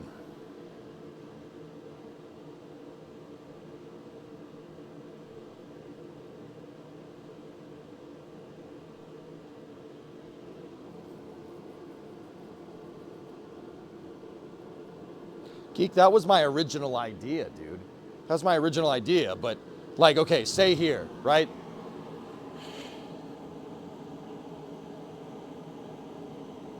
Well, it might be good to do the rear, try and repair this rear tail panel as best as we can. Probably be good to do that and at least get that zapped back into position. It'll be better, it'll be easier to hang quarters when this is not doing that. Do you have a liquid hydrogen leak? No. What do I look like, NASA?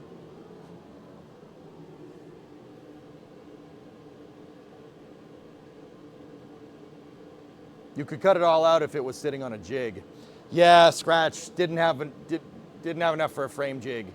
It is on jack stands, and I had the jack stands are all at the same level on parts where it would pick up on a frame jig.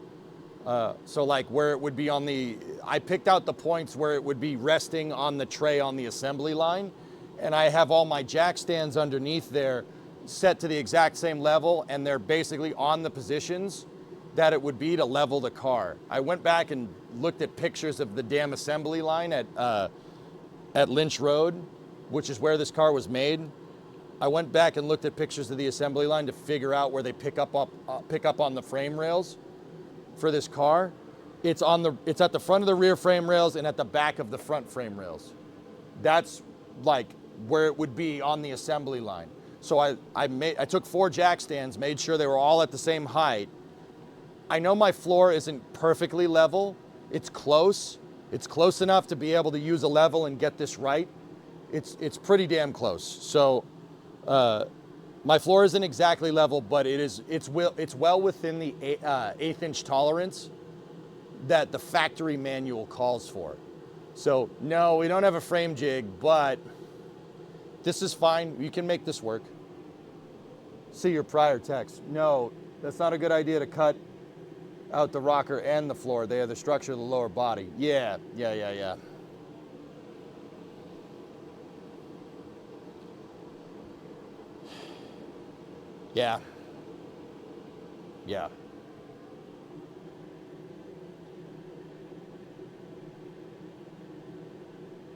Yeah, okay. I see what you were saying, Scratching. Yeah. I got you, man. Once again, I'm here to learn, but I understand. I know enough about structure and unibodies and stuff like that. You can't cut out too much, and that's why I was like, maybe we should cut out the B pillar. No, don't do that. Don't do that.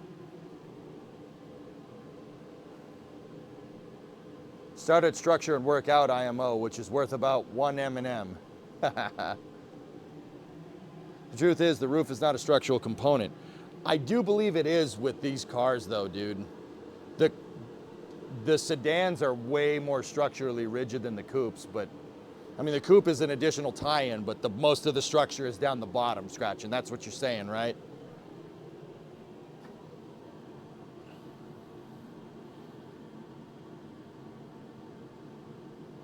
Yeah. Let's not screw. You're right. Let's not dick around with the floor until the rockers are repaired.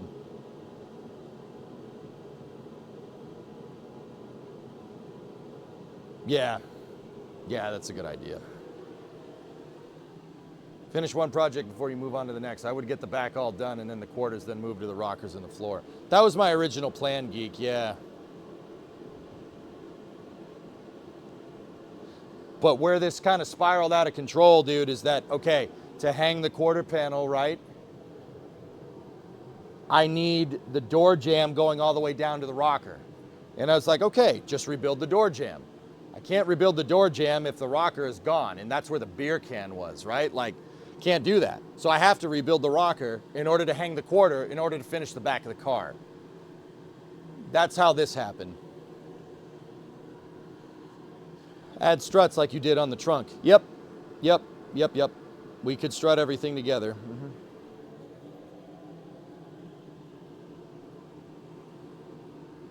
Okay, do the rockers first then. Yeah, I think we might have to do it on both sides, dude.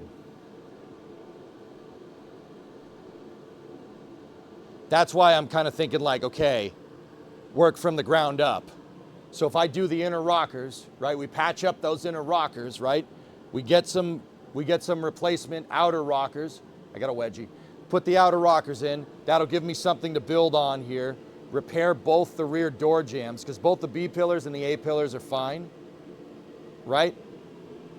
And then work our way back, hang the quarters, get the quarters right, and then once all that structure is rebuilt at the back of the car, cut the floor out, do left and right pan, and then do the transmission cross member.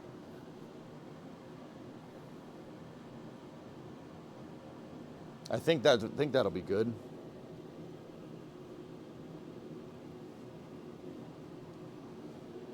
How did you figure out how to get something square? Measure. Triangulation, dude. If one point, you measure a point on the left front part of the car, and then measure a point on the back right part of the car. That's a certain distance, right? If you measure on the front right to back left and it's the same distance, you're square. Simple as that. That's what the factory manual says to do. Yeah, that sounds good. Okay, so priority one is rockers on both sides, which means I have to slice that quarter out on the other side too. Geek, I think before we do any of that, dudes, it probably is a good idea to work on the back panel. Get the back panel right, and then set it so we square off the back of the car.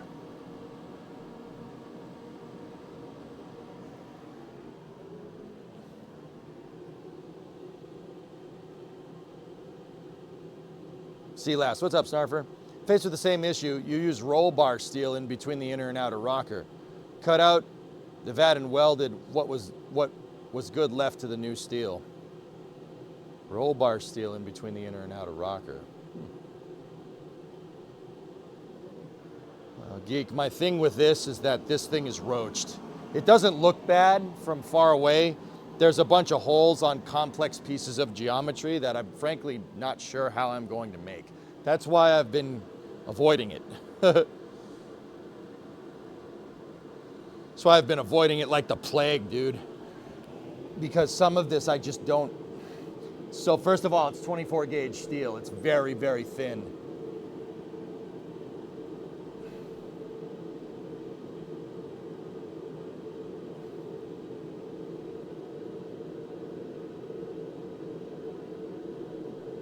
Have you seen Jay Leno's 54 Coronet Suburban wagon? Yeah, I've seen that. Can we see better? Yeah, sure. Here, let me pull it off.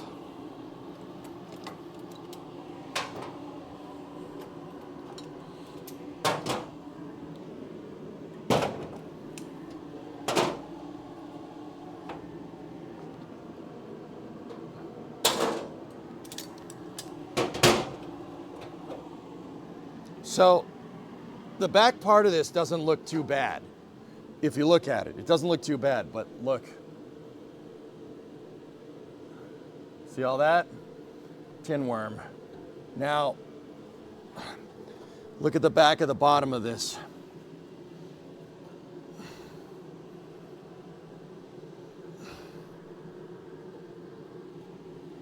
See that? It's okay. The whole top part where the tail lights are and everything is fine. It's just that bottom part. And the parts around where it's going to, where it attaches to the trunk extensions, those are hosed. Those are completely gone. There's also just tons of pinholes in it, dude.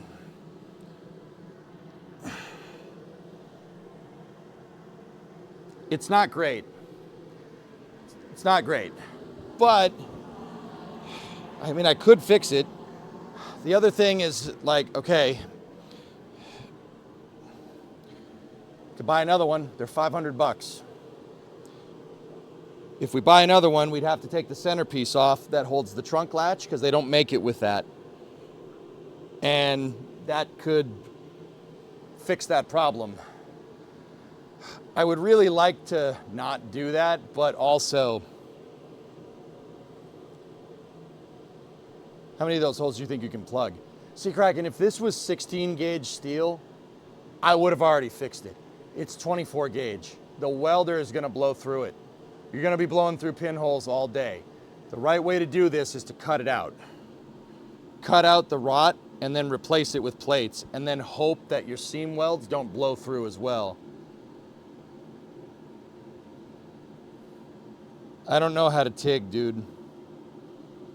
You're never getting your kitchen. Thank you, Bree. Love you. I mean, on the other hand, guys, on the other hand, try to fix it. Let's just try and fix it. Like, why not? Okay, we break it. Okay, say we try to fix it. We cut out a panel. We blow through. All right. It was already junk.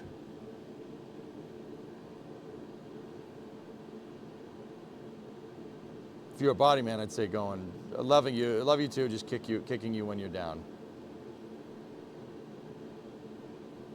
I did, Bastardo, and she agreed to it. Hey, got it in words, man. Coronet, yeah, Dodge made the Coronet from like after World War II, well into the 70s, dude. Yeah, Coronet was a long time nameplate. But yeah, that's where I'm, Geek, that's where I'm at. Like,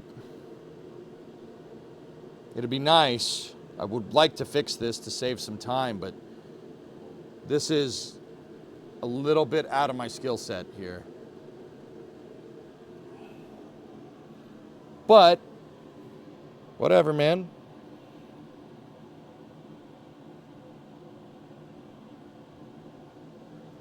I mean, worst case scenario, what we do, you know, we get another patch, put the patch in, and then we take this, we hang it up, and I put the tail lights, you know, put a junk set of tail lights in here, and then I put it up on the wall, and then we have the back of a Coronet. It looks like it's sticking out of the wall. Stream the eventual kitchen remodel to cover the cost of the remodel. Actually, Rares, that's a pretty good idea.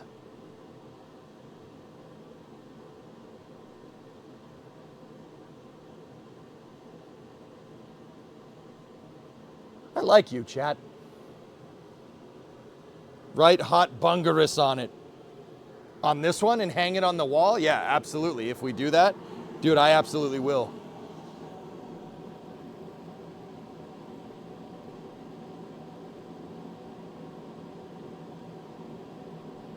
Problem is streaming inside our house. Yeah, just cover up the windows. It'll be fine. I mean, if we're doing cooking streams, Bree, you know, like.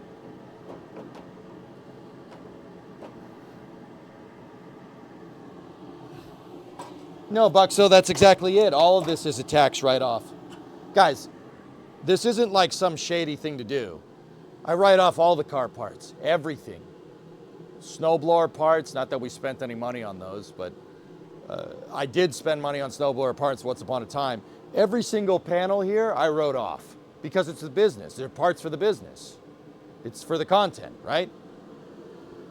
So it's kind of in my best, not best interest, but it is, you know, like you'd want to buy more panels, right? So you can pay less taxes.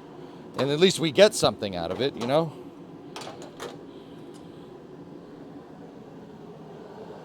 Geek, but I mean, for what it's worth, I do agree with you. This is, that's going to be tough to fix, man. And you know, who knows, dude? Maybe in the future, when I'm better at this, we take it off and we put that on another car that's hosed, you know? Like,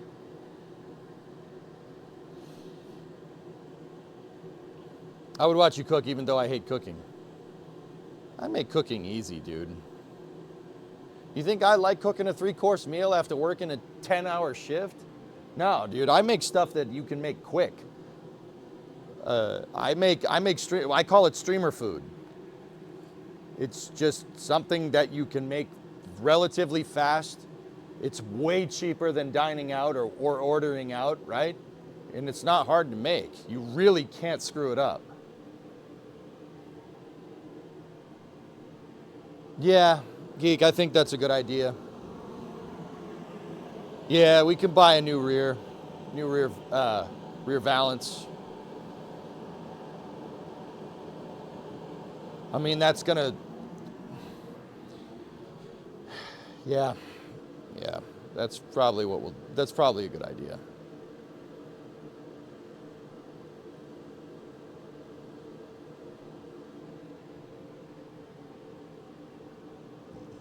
You could just be Whistling Diesel and the Tennessee Department of Revenue.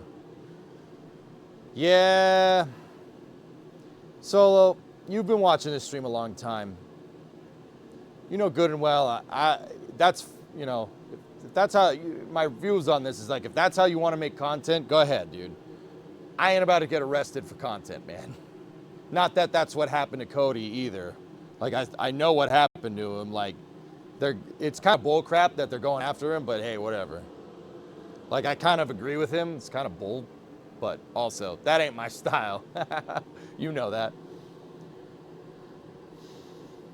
Heck, you could even try replacing the metal in the taillight to get experience with manufacturing.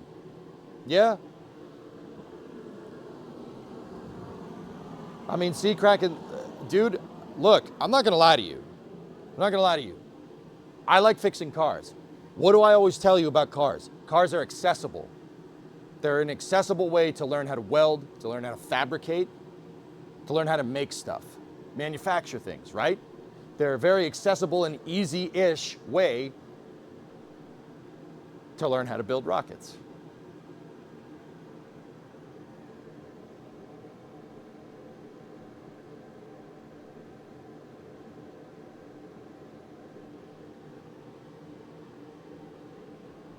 That's where I'm at, dude.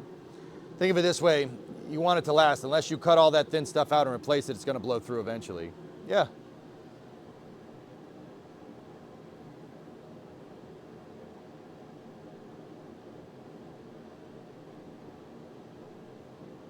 No, you have a certain something for that.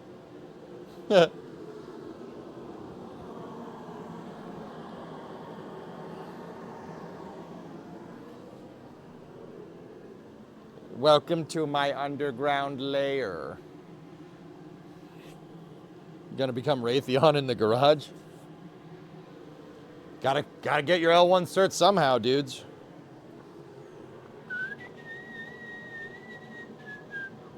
All right, so we had a good brainstorming session there. Here's what we're gonna do.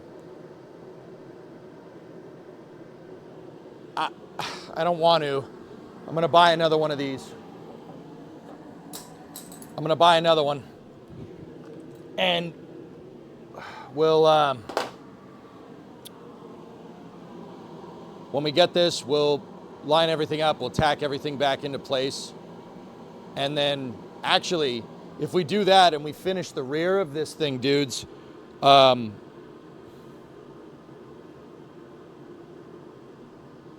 we should be able to just close the trunk. I should be able to cut all the bracing out.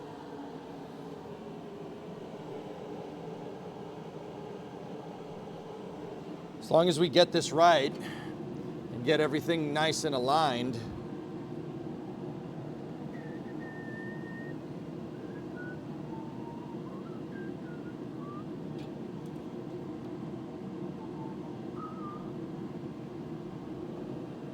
You know? Holy Nike snarfer.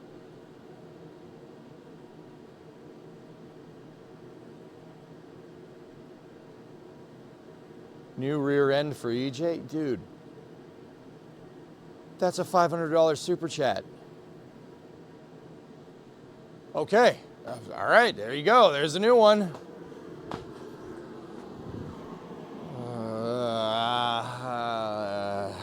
Thanks, man. Jeez. Oh, I don't like that. I don't like that. Okay. After this stream, I'll buy it. We'll buy it and I'll ship it up this way. We're going to get pinned on a freight charge, but I'll cover the freight charge cost. You footed the bill for it, so. All right. So that's what we're going to do. Start here, rebuild the rear structure of the car. I'll probably tack that. I won't keep it, we won't weld it all the way in until we get quarters. From there, we got to do this to the other side of the car. I got to replace the wheel well and everything. And then inner rocker panels, outer rocker panels. Rebuild the inner wheel well. Make sure the inner and outer wheelhouse are good. And then we hang the quarter. Then we buy the quarters and we hang the quarters. That's what I was saving up for.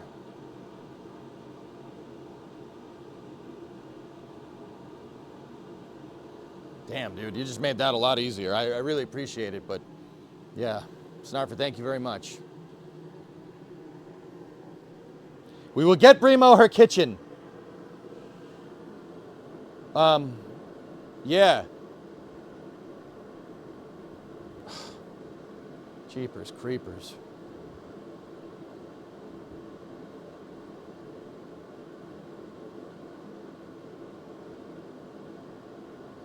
Thanks, man. Thank you. You didn't need to do that.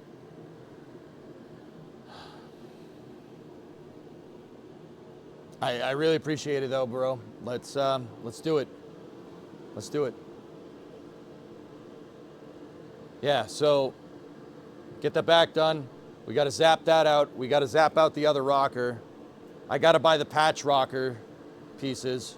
Those are $70, so those are easy. That's an easy fix, like easy thing to buy. And we just cut out all the bad parts of the rocker, replace it with that. Make sure the inner rockers are super reinforced. Inner and outer rockers, once that's done over there.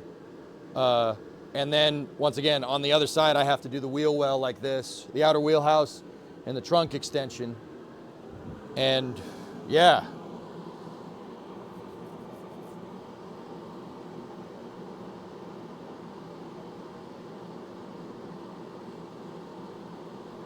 Man. Can't see me. I can do 3D kitchen cabinet renderings, but you should work with a cabinet guy in your area. My uncle's a GC. He knows a cabinet guy. But yeah, thank you.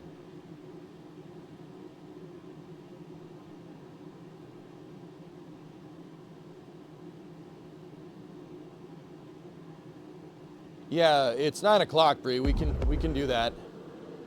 All right, yeah, guys, I got some homework to do. Snarfer, thanks, man. You rock. Oh, geez. That helps me a lot, actually. Thank you. Thank you, guys. This is, I do this for education to teach myself, but I also want to show you that this is not that hard. It is a lot of work, but if you're just persistent, you'll get it. And dude, like I said, I started this project knowing nothing about welding or bodywork. I know nothing about either one of those things. Now I know. You know, so, oh dear. So yeah, that's what we'll do. I'll go buy this tonight. I'll have it shipped up. We'll get the AMD one. The AMD one is super nice, dude. It's as close as you're gonna get to a factory stamping. Auto Metal Direct, not AMD the processors. Sorry.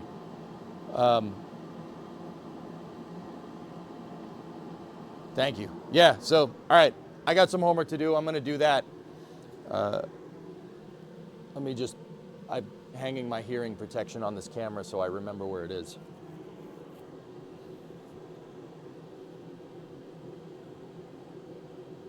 You learn to become a grinder despite welding 5 times more.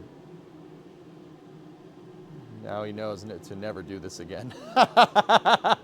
Yeah.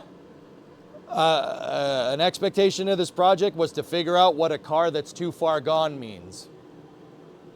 This car is way too far gone if you're trying to make money. But we're doing this to learn, so it's okay.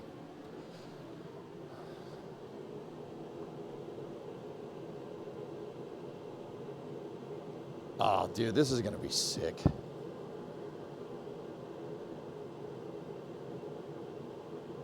Yeah, patch those inners. All right, dudes, I'm just rambling at this point. So I'll go back into the, we'll go back into the office, and we'll go from there. Hanging ear protectors. You just gave Chad a hug. Yeah. Guys, thank you. Thank you for all the support. That's the camera that's working. Thank you for all the support. I will finish this. I will. And I ain't asking for contributions. I appreciate it. It's not expected, though. As far as I'm concerned, Chad has already allocated enough money for this project. It's just going to take some time. So, yeah, I hope you guys enjoy it. These are fun streams. I enjoy it. But anyway. So, yeah. I am, yeah, we're going to go buy that thing and, yeah, we'll buy a new rear. I screwed up the word rear. It's going to be sick. All right, dude, stand by for loss of signal from the shop as expected.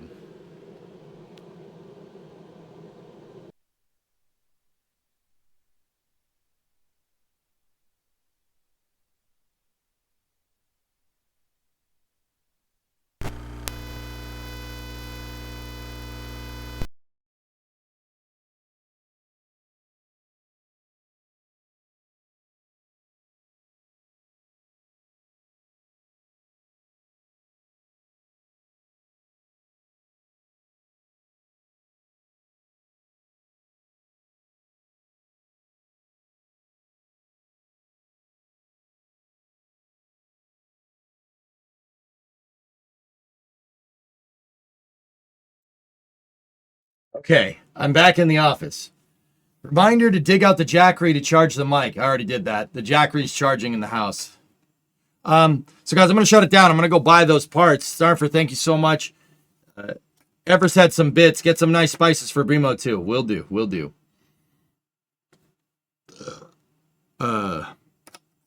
Yeah.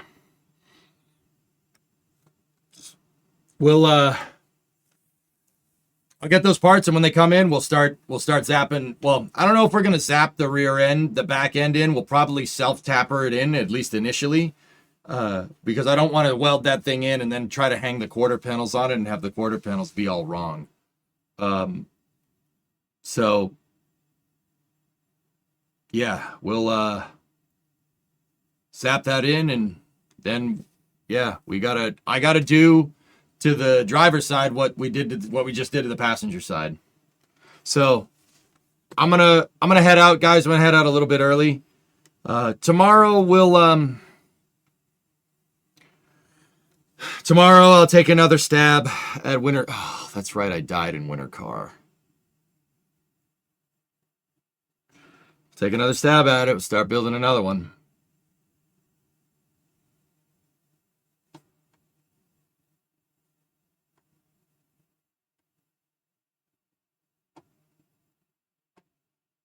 Oh, thanks, Everest. Right on. All right, dudes. So, winter car with crowd control. Summer car at how many deaths it happens.